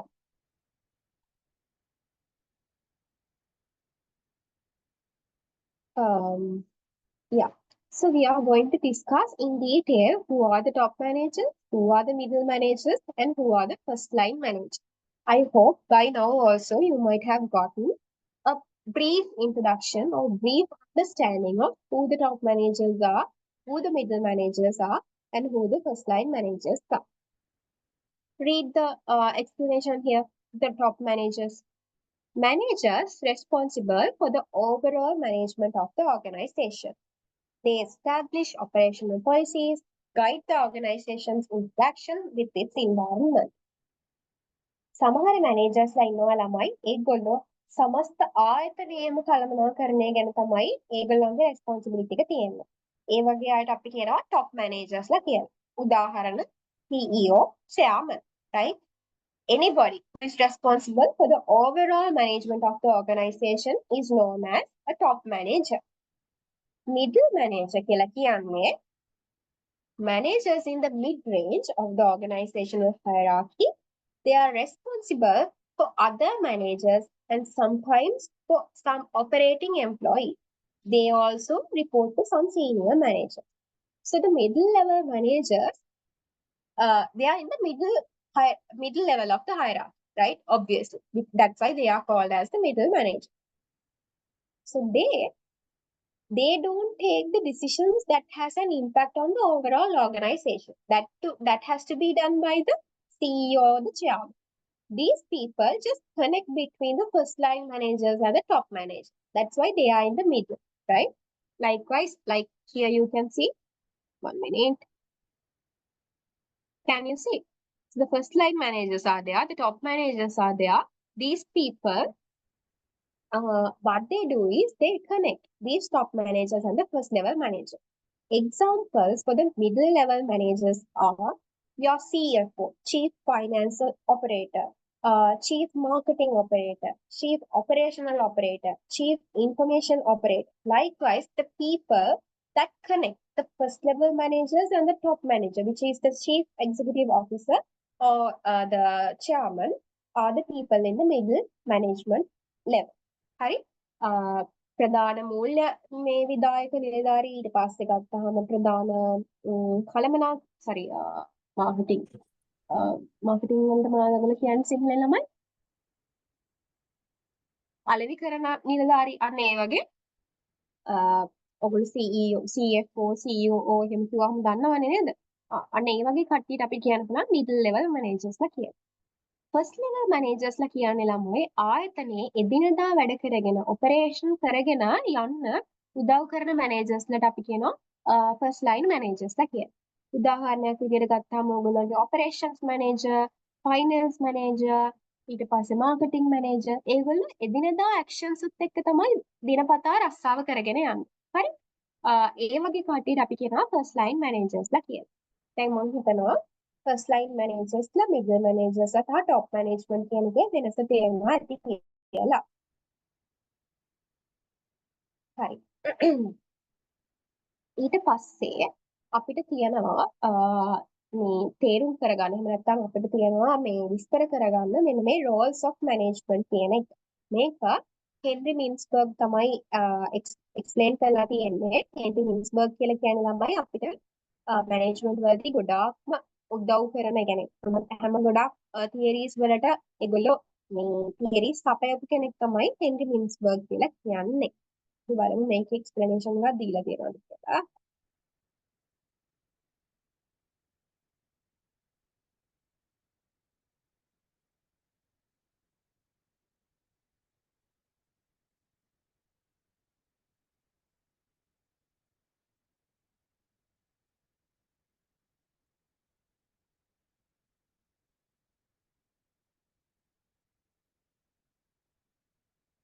මේකෙත් explanation එකක් දීලා නැහැ. මේක ඕගොල්ලන්ට මට මතකයි ඔයාලගේ මේ පොතක් වගේ තිබුණානේ ඔයගලන්ට කියවන්න කියලා නේද? රීඩින් බුක් එකක් තිබුණානේ. මේකෙන් අසයින්මන්ට් එකකුත් ඇවිල්ලා තිබුණා රිපීට් වෙච්ච ළමයින්ට. ඒ නිසා ඒක අපි චුට්ටක් go through කරමු. පොඩ්ඩක් ඉන්න මම හොයාගන්න.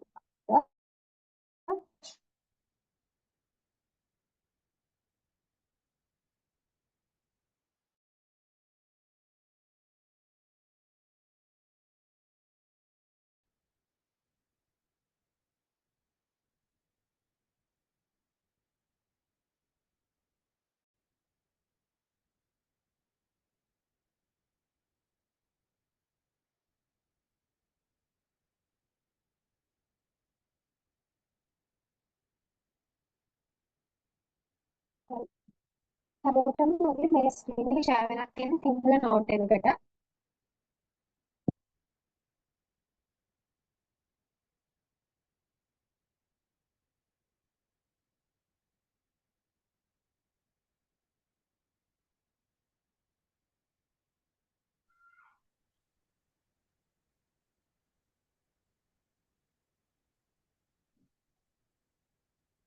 මේක ඉස්සරේ PPT එක ඉල්ල ගන්න පුළුවන් ඔයගොල්ලෝගේ අර ගමුක්කෙන්. මේ ඔයගොල්ලන්ට පේනවද මොකක් හරි PDF එකක් ෂෙයා වෙලා තියෙනවා.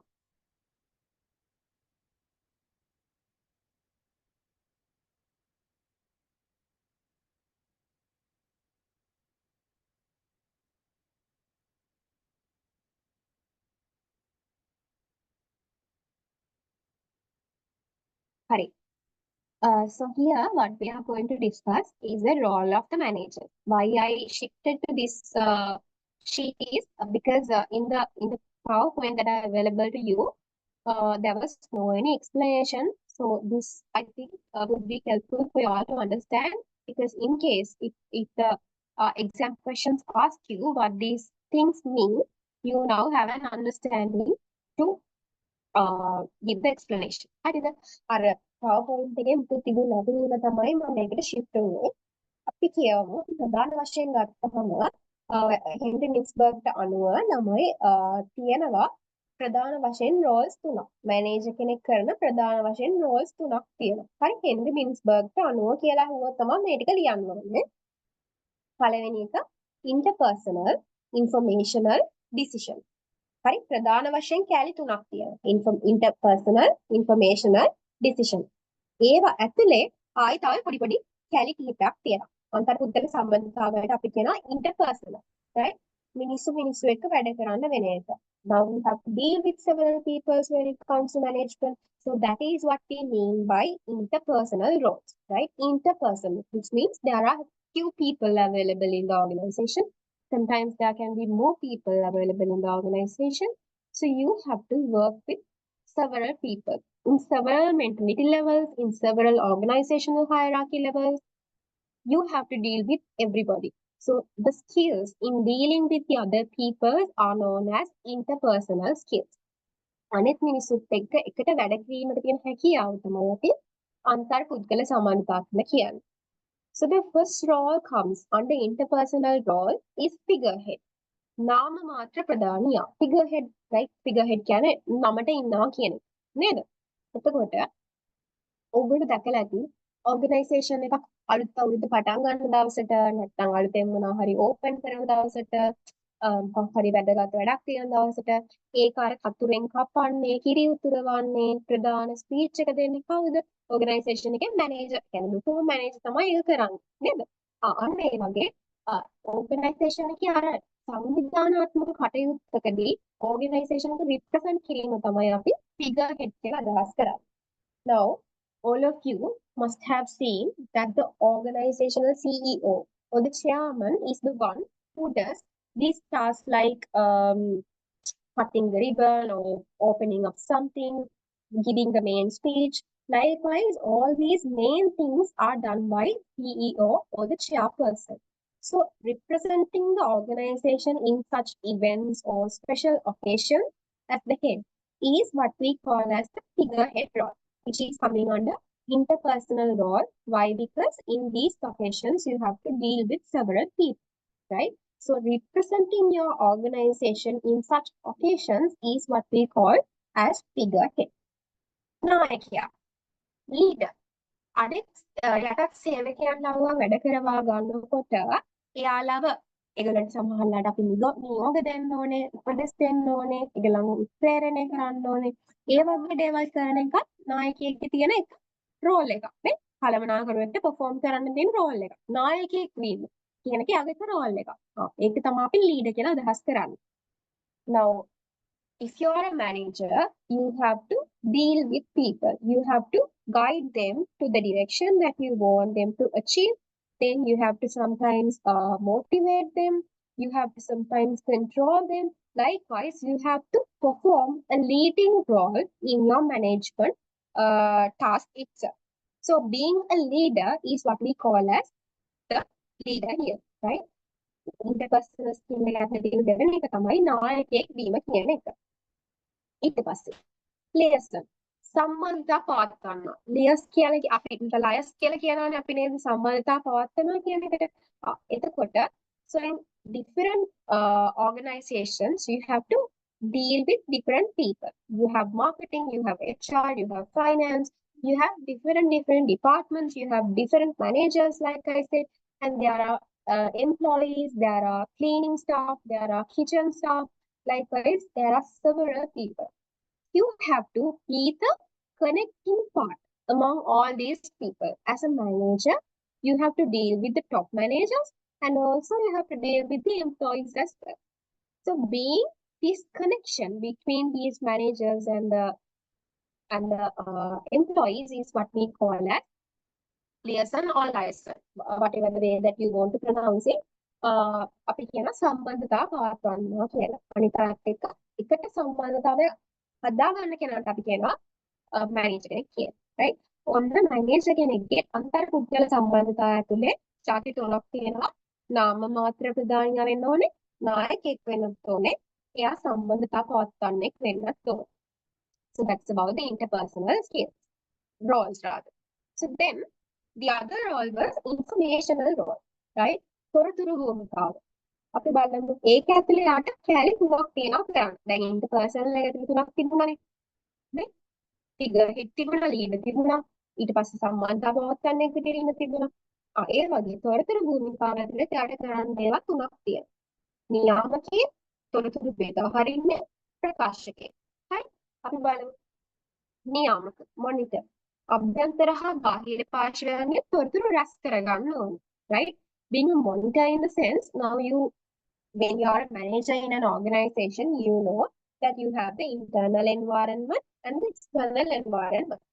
You can't make a decision only based on the internal environmental factors, because as a business, the external environmental factors also have an impact on your organization.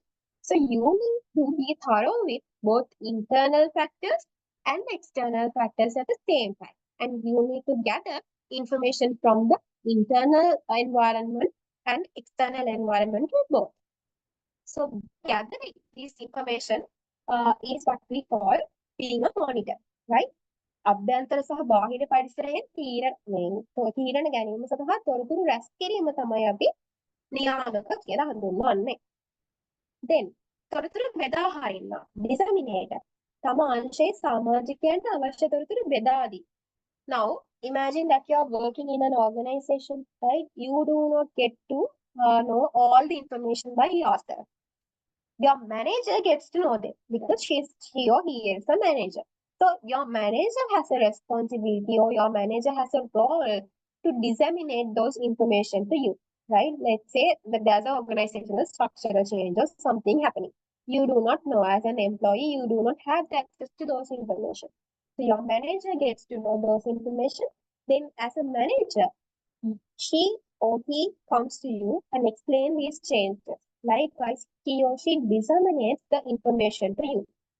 Right? ආයතනයේ ඇතුළේ තියෙන වෙනස්කම් අපිට employees ලා විදිහට බලන්න ඒක තේරුම් ගන්න පුළුවන්කමක් නැහැ ගොඩක් වෙලාවට. අපිට ඒ දේවල් වලට access නැහැ. හැබැයි managers ලාට access තියෙනවනේ. නේද? manager මොකද කරන්නේ? මේ දේවල් දැනගෙන ඒවා උගලම දැනුවත් කිරීම. ඒ තොරතුරු ඔයගොල්ලන්ට ලබා දීම manager ගේ එක මේ role එකක් වෙනවා. ඊට පස්සේ spokesperson ප්‍රකාශකයෙක්. තමන්ගේ අංශයෙන් පිටත වෙන කවුරු හරි ඇවිල්ලා අපි හිතමු සප්ලයර් කෙනෙක්ට, කස්ටමර් කෙනෙක්ට, රාජ්‍ය ආයතනයකට ප්‍රවෘත්ති සාකච්ඡාවකදී ආයතනය වෙනුවෙන් මේ මයික් එකකට කතා කරන්න, ආයතනය වෙනුවෙන් වොයිස් කට් එකක් දෙන්න, අන්න ඒ වගේ දේවල් කරන්නේ මැනේජර් කෙනෙක් තමයි, ලීඩර් කෙනෙක් තමයි. හරි? අපි ඒකත් කියනවා ඉන්ෆර්මේෂනල් රෝල් කියලා. ඔන්න අපි දැනට රෝල්ස් 5ක් ගැන කතා කරා. අන්තර් පුද්ගල සම්බන්ධතා ඇතුලේ රෝල්ස් 3ක් තිබුණා.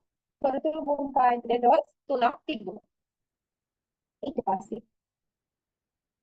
තීරණ ගැනීමේ භූමිකාව ඇතුලේ නැත්නම් decisional roles ඇතුලේ there are four roles that a manager has to perform, right? So the first role is being an entrepreneur. Entrepreneur in the sense, now there are changes in the environment you need to get to know what are these opportunities and threats that are available for the organization. ආයතනයේ තියෙන අවස්ථා සහ තර්ජන හඳුනා ගැනීම තමයි අපි ව්‍යවසායකත්ව roll එකකින් අදහස් කරන්නේ. බාධා හෝ ගැටලු පාලනය කරන්න. disturbance handler. දැන් හිතන්නකෝ සමහර වෙලාවට තියෙන පුළුවන් සේවක වැඩ වාජනයක් තියෙන පුළුවන් ආයතනයේ ගින්නක් කියන්න පුළුවන් ආයතනයේ ඵලදායීතාවය අඩු වෙන්න පුළුවන් ඉතින් ගැටලු මතුවෙන්න පුළුවන්. හරි? මේ වගේ ගැටලු සමතයකට පත් කිරීමට වැඩ කටයුතු කරන කෙනාට අපි කියනවා disturbance handler. There can be several disturbances that occur when the business is running. There could be several strikes, or there could be fire, there could be some other reason that is stopping us from achieving our goals or objectives. So being a manager, you have to handle these disturbances, and those four is called as a disturbance handler. සම්පත් බෙදාහරින්න. Resource allocator. අපි දන්නවනේ අපිට තියෙන සම්පත් ප්‍රමාණය සීමිතයි. ඒ සීමිත සම්පත් අවශ්‍ය දෙයට බෙදා හරින්නේ කවුද කියන එක තීරණය කරන්න මැනේජර් කෙනෙක් තමයි. Now, in an organization, the resources that are available to the organization is limited. Being a manager, you have to decide to whom you are going to give this resource to, right? So getting that decision is what we call as resource allocator. සාකච්ඡා කරන්න. negotiate. හිතන්න අපිට සප්ලයර්ලත් එක්ක කස්ටමර්ස්ලත් එක්ක අපේ ව්‍යාපාරය වෙනුවෙන් කතා කරන්න වෙනවා. මේ අපිට negotiate කරන්න වෙනවා. එහෙම නැත්නම් අපි ඒකට කියනවා මේ කේවල් කරන්න වෙනවා. right? එතකොට අන්න එහෙම කරන්න මේ කිරීම තමයි අපි මේ negotiator role එකෙන් කරන්නේ. For the organization, we have to negotiate between several parties. It could be internal parties and it could be external parties as well, right? So being this negotiator is what we call as the negotiator role. I know, මම දන්නවා මේ කැල පොඩක් බලන්ටි ඇති ඔයගොල්ලන්ට. يعني චුට්ටක් තියදී වැඩි කොට තියෙනවානේ. මේක ඔක්කොම ආඩම් කරන්න ඕනේ. හරිද? මේ ඒකමයි මම මේකට shift උනේ. මේවත් ඔයගොල්ලන්ට share වෙලා ඇති කියලා මම හිතනවා. මේ දැනට ඔයාලා පාඩම් කරන්න ඕනේ කළමනාකරුවෙක් ඇතුලේ රෝල් ප්‍රධාන වශයෙන් 3ක් තියෙනවා. ඒ රෝල් 3 ඇතුලේ උප රෝල්ස් 10ක් තියෙනවා. ඔක්කොම ගත්තාම මේ ටික පාඩම් කරගන්න ඕනේ. හරි. එතනට නිකන් පැහැදිලිද හැමෝටම?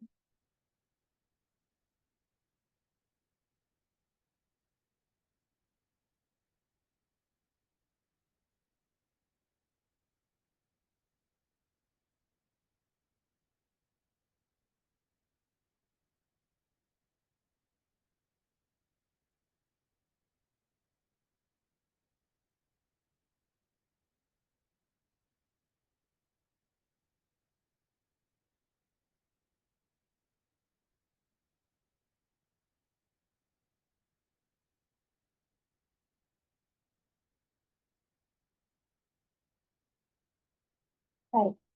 ඊළඟට අපිට ඉගෙන ගන්න තියෙන දෙයක් තමයි මැනේජ්මන්ට් ස්කිල්ස් කියන්නේ මොනවද කියන එක. දැන් මැනේජර් කෙනෙක් ගත්තාම යාට තියෙන්න ඕනේ එක එක හැකියාවන් නේද? ඒ හැකියාවන් අපි ප්‍රධාන වශයෙන් ඡාති 3කට කඩනවා ළමයි. Conceptual skills, human skills and technical skills. Now when it comes to a manager, he or she needs to have skills. He or she needs to be a skilled person to become a manager. So there can be several skills available. So for our easy understanding, we have segregated those skills into 3 main groups, namely conceptual, human, and technical. Let's first learn what conceptual skills are, right? The ability to coordinate and integrate all of organizational interests and activities. පුද්ගලයෙක් වුණාම කළමනාකරුවෙක් නම් එයාට හැකියාවක් තියෙන්න ඕනේ හැමෝගෙම interest අරගෙන හැමෝගෙම ඇල්මවල් අරගෙන නැත්නම් හැමෝගෙම ඕමනා එපාකම් ගැන හොයලා බලලා මේ හැම දෙයක්ම එකට එකතු කරලා ඒ දේවල් කෝඩිනේට් කරලා ඕගනයිසේෂන් එකේ ඇක්ටිවිටීස් කරගෙන යාමේ හැකියාවක් තියෙන්න ඕනේ. The person needs to have the ability to coordinate and integrate all the people's objectives and interest into the organization, and then he has to decide a common basis for the organization. That's what we call as the conceptual skill. Human skill. ළමයි අපි මිනිස්සුත් එක්ක වැඩ කරද්දී මිනිස්සුත් එක්ක වැඩ කිරීමේ හැකියාව කියන එකත් ඇවිල්ලා ස්කිල් එක. නේද? සමහර වෙලාවට ඔයගලන්ට හම්බ වෙලා ඇති කිසිම මනුස්සකමක් නැති මිනිස්සු. මැනේජර්ස්ලා වෙලා ඉන්නවා. හැබැයි මනුස්සකම කියලා දෙයක් ගෑවිලවත් නැහැ. හැබැයි හරි මැනේජර් කෙනෙක් නම් මේ human skills කියන එකත් අනිවාර්යයෙන්ම තියෙන්න ඕනේ. ඒ කියන්නේ අනිත් මිනිස්සුන්ව මම මේක ලෙක්චර් එක ඉවර වෙලා කියන්නම්. මේ මම හිතනවා මම කලින් කිව්වා කියලා. මම මේක අන්තිමට කියන්නම්. මේ sorry human skills ගැන කියද්දී අනිත් මිනිස්සුත් එක්ක වැඩ කිරීමේ හැකියාව, right? ඒක තමයි අපි human skills කියලා අදහස් කරන්නේ. The ability to work with the other people. Technical skills. Now, technical skills in the sense, if you are a manager in finance, you need to have the finance knowledge, right? You need to know the basic accounting standards. You need to know how to close the period. You need to know how to perform a stock count. Likewise, there are basic technical knowledge that you have to have.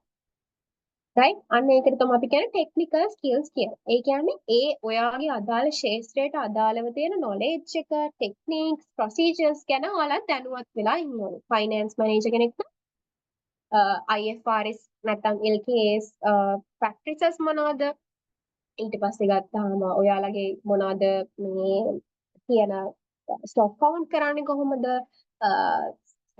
SAP හරි එහෙම නැත්නම් මොනවා හරි accounting system එක ගැන දැනුවත්කම ඔය වගේ එක එක දේවල් technically ඔයගොල්ලෝ sound වෙන්න ඕනේ. අපි ඕවට තමයි කියන්නේ basic management skills කියලා. right? හරි. දැන් අපි ඉස්සෙල්ලා කතා කරානේ managers ලා ಜಾති තුනක් ඉන්නවා කියලා. first level managers ලා ඉන්නවා, middle level managers ලා ඉන්නවා, top level managers ලා ඉන්නවා. මේ තුන් දෙනාටම මේ skills තුනම තියෙන්න ඕනේ. right? They all, like even if you are a first level manager, middle level manager, or a top level manager, you all need to have every skill with you. But the density of holding these skills are different from one manager type to the other. Now, if you see this diagram carefully, you can see if you are a first line manager, the basic skill that you need to have is the technical skill. ඔයා first level manager කෙනෙක් නම් ඔයාට වැඩිපුරම තියෙන්න ඕනේ technical knowledge එක. ඒ කියන්නේ කොහොමද හරියට වැඩක් කරගන්නේ කියන එක. දැන් හිතන්නකො finance manager කෙනෙක් කියන. ඔයාලා හරි accounting standards ගැන හරි දැනුවත් වෙන්න ඕනේ. හරි?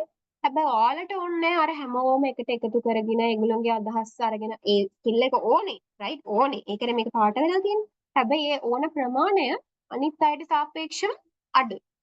middle level manager කෙනෙක් වුණාම ඔය ටික ඔක්කොම එක ගානට වගේ තිබ්බා නම් ඇති. conceptual skills උත් එක ගානට, human skills උත් එක ගානට, technical skills එක ගානට තිබ්බා නම් ඇති. top manager කෙනෙක් වුණාම ඔයාට මෙච්චර technical knowledge එකක් ඕනේ නැහැ. ඇයි ඔයා එදිනදා වැඩ කරන්නේ නැහැනේ. right? ඔයා කරන්නේ හැමෝම එකතු කරගෙන තීරණ ගන්න එක. එහෙනම් ඔයාට වැඩිපුරම ඕනේ conceptual skill. human skill එක බලන්න. ඒක ඇවිල්ලා හැම manager කෙනෙක්ටම සමානව අවශ්‍ය වෙනවා. right? ඔයාලා හැමෝටම මොන ස්තරයේ හිටියත් මිනිස්සුත් එක්ක වැඩ කරන්න සිද්ධ වෙනවා. ඒ නිසා human skill කියන එක මොන level එකේ හිටියත් අනිවාර්යයෙන්ම අවශ්‍ය වෙන දෙයක්. right? I may explain this in English as well for your easy understanding. Now, we all discussed that there are 3 tiers in the management. First level managers, middle level managers, and the top level manager. Now, few minutes ago, we learned that there are 3 skills that a manager requires. What? Conceptual, human, and technical. Being a first level manager, your main task is to perform the day-to-day routine activities. For you to perform these routine activities, the main skill that you have to have is the technical skill, which means you need to be thorough in the area that you perform. Like I said, if you are a finance manager, you need to be thorough with your accounting standards, because on a daily operational basis, you have to deal with those accounting standards, right? You need the conceptual skills, you need the human skills, but above all, the technical skills is the preliminary thing that you have to have. if you're a middle level manager, you need all three skills on a more or less similar basis. But if you're a top level manager, the technical knowledge that you want is limited, right? What you want more in the top manager level is the conceptual skills, because you have to deal with several people, you have to get everyone's interest, you have to think long term, you have to make the organizational decisions all by yourself. So your conceptual skills need to be very established and thorough. But if you look at the human skills in all the levels, the human skills you need it on a more regular basis. Why? No matter what the level that you are in management, you need to deal with people. Hence, human skill is very much needed here. Right? හරි. ඒකම තමා ඔයගොල්ලෝගේ slide එකෙත් මේ විදිහට පෙන්නලා තියෙන්නේ. මේ බලන්න টপ මැනේජර් කෙනෙක්ට වැඩිපුර ඕනේ conceptual skills. first line manager කෙනෙක්ට වැඩිපුර ඕනේ technical skills. human skills කියන එක මේ හැමෝටම එක විදියට අවශ්‍ය වෙනවා. මේක ඇවිල්ලා ප්‍රශ්නෙක අහන්න පුළුවන්. මොනවද කොහොමද මේ skills එක එක්කෙනාට අවශ්‍ය වෙන්නේ කියන එක අහන්න පුළුවන්. එතකොට මේක ලස්සනට explain කරගන්න පුළුවන් වෙන්න ඕනේ. හරි. මෙතෙන්ට එනකම් පැහැදිලිද හැමෝටම? chat එකේ මට දාන්න.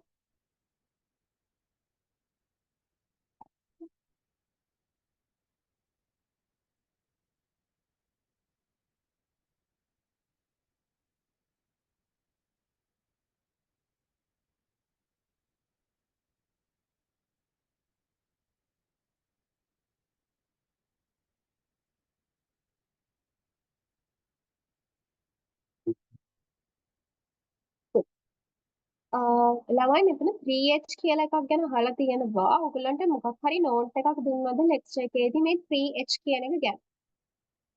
ඒක ගැන කොහොමවත් මෙන්ෂන් වෙන්නේ නැහැ. ඔයගොල්ලන්ගේ ලෙක්චරර් මොකක්ද හරියටම මෙන්ෂන් කරන්න කියන එක ගැන මට චුට්ටක් කියන්න. මොකද්ද මේ 3H කියලා ඔයගොල්ලන්ට එක්සෑම් එකේ කිව්වෙනද? ලෙක්චර් එකේ කිව්වේ කියලා. කිව්වේ නැද්ද?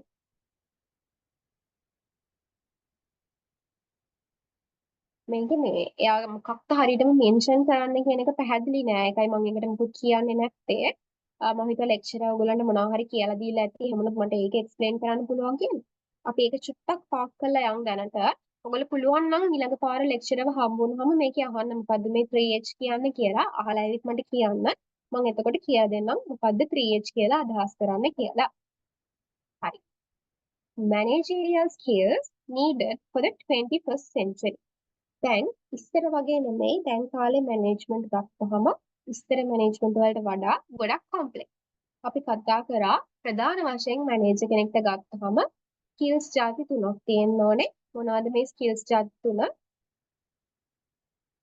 right. head, heart, hand. Okay, head කියලා කියන්නේ conceptual skills, heart කියලා කියන්නේ human skills, hand කියලා කියන්නේ technical skills. Very good. මේක මේ 3H කියලා අදහස් කරලා තියෙන්නේ head, heart, hand කියන එක. ඒක නම් එක්සෑම් එකේ අහන එකක් නෑ.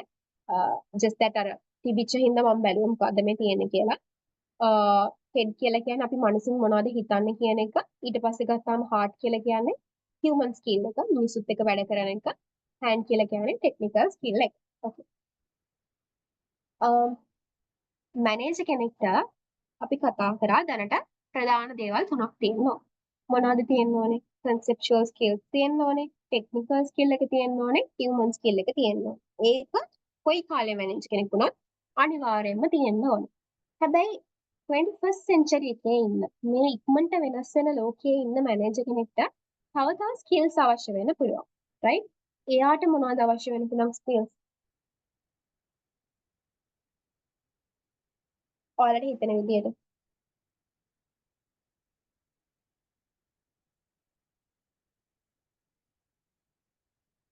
Technical skills anyways any manager needs them.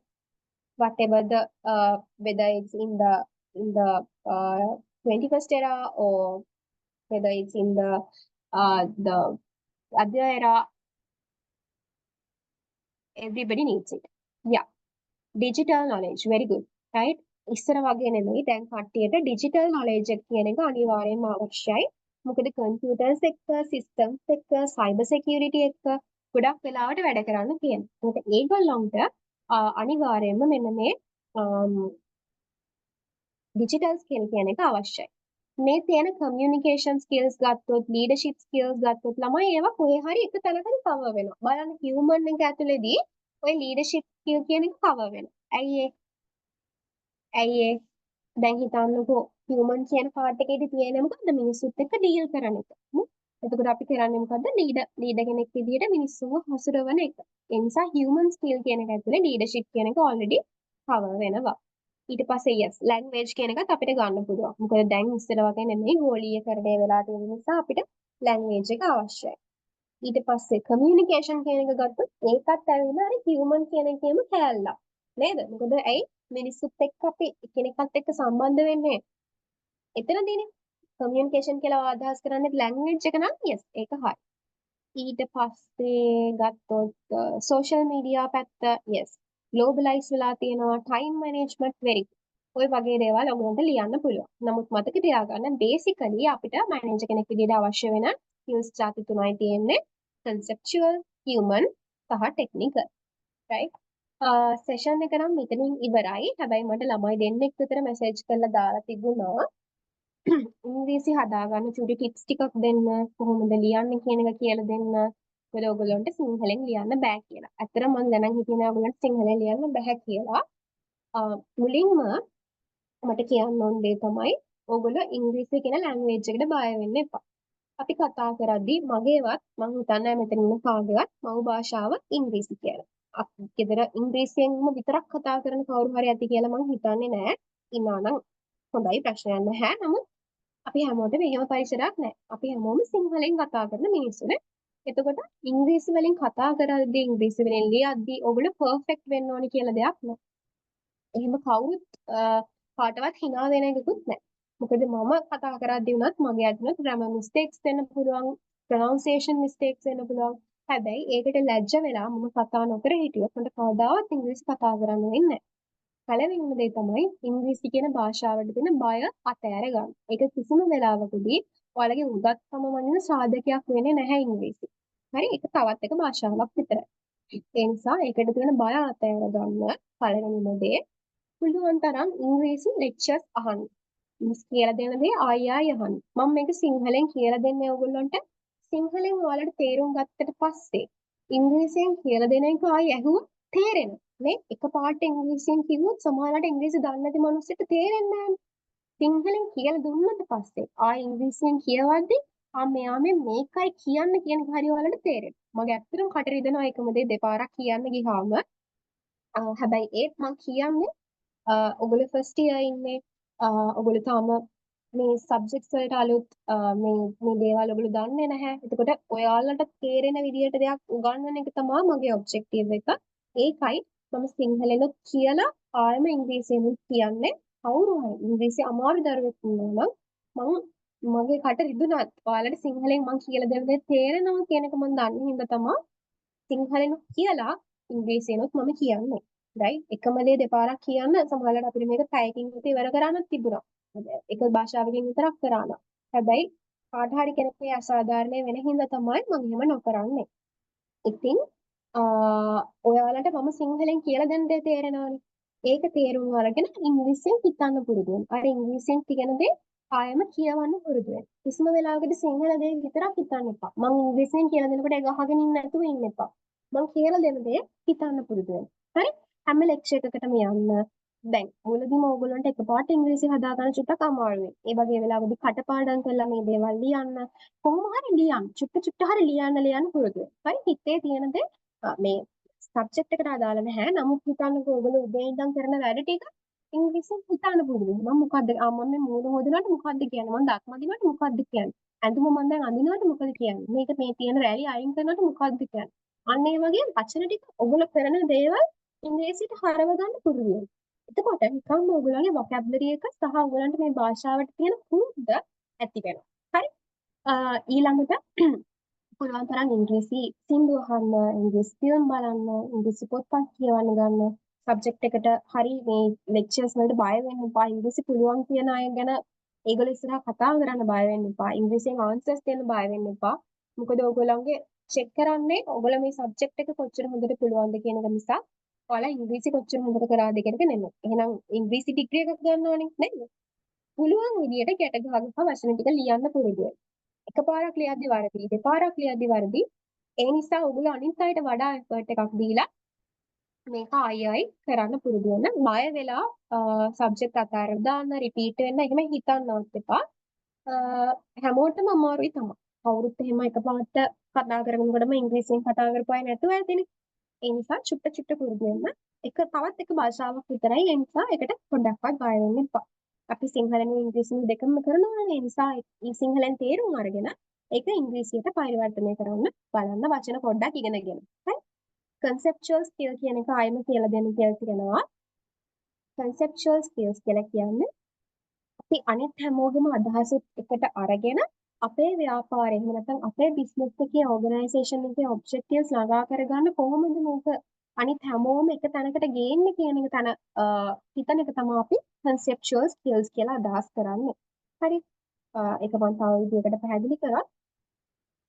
සංකල්පනාත්මක කුසලතා කියලා අපි අදහස් කරන්නේ සිතීමේ හැකියාව. සංකල්පනය කිරීමේ හැකියාව. හරි. හැම කෙනෙක්ම එක තැනකට අරගෙන හැමෝම එකට එකතු කරගෙන ආයතනෙ කොහෙටද යන්නේ කියන එක ගැන අපි හිතන එක අපිට විෂුවලයිස් කරන්න පුළුවන් හැකියාව තමයි අපි conceptual skills කියලා හඳුන්වන්නේ. හැමෝටම පැහැදිලි කියලා මම හිතනවා. අදට අපේ සෙෂන් එක නතර කරන්න පුළුවන් ඔයගොල්ලන්ට ප්‍රශ්න නැත්නම්.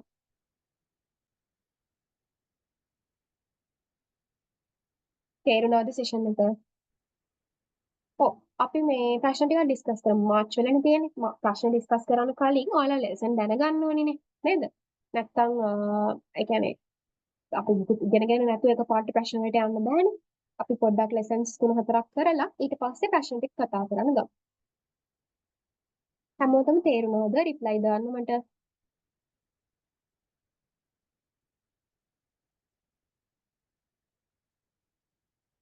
හරි good. එහෙනම් අදට අපිට සෙෂන් එක ඉවර කරන්න පුළුවන්. හැමෝම අද ඉඳන්ම පාඩම් කරන්න ගන්න. මේක ගොඩාක් පාඩම් කරන්න තියෙන සබ්ජෙක්ට් එකක්. ඒ නිසා මුලින් ඉඳන් පාඩම් කරන්න ගන්න. ඉංග්‍රීසි වලට බය වෙන්න එපා. හැමෝටම හොඳට එක්සෑම් කරගන්න පුළුවන් වෙයි. බය නැතුව අදම පාඩම් කරන්න පටන් ගන්න. අද කරන දේ අදින් ඉවර කරන්න. right? ඒක තමයි මට දෙන්න තියෙන ටිප් එක. එහෙනම් අපි අදට සෙෂන් එක එන්ඩ් කරමු. good night හැමෝටම.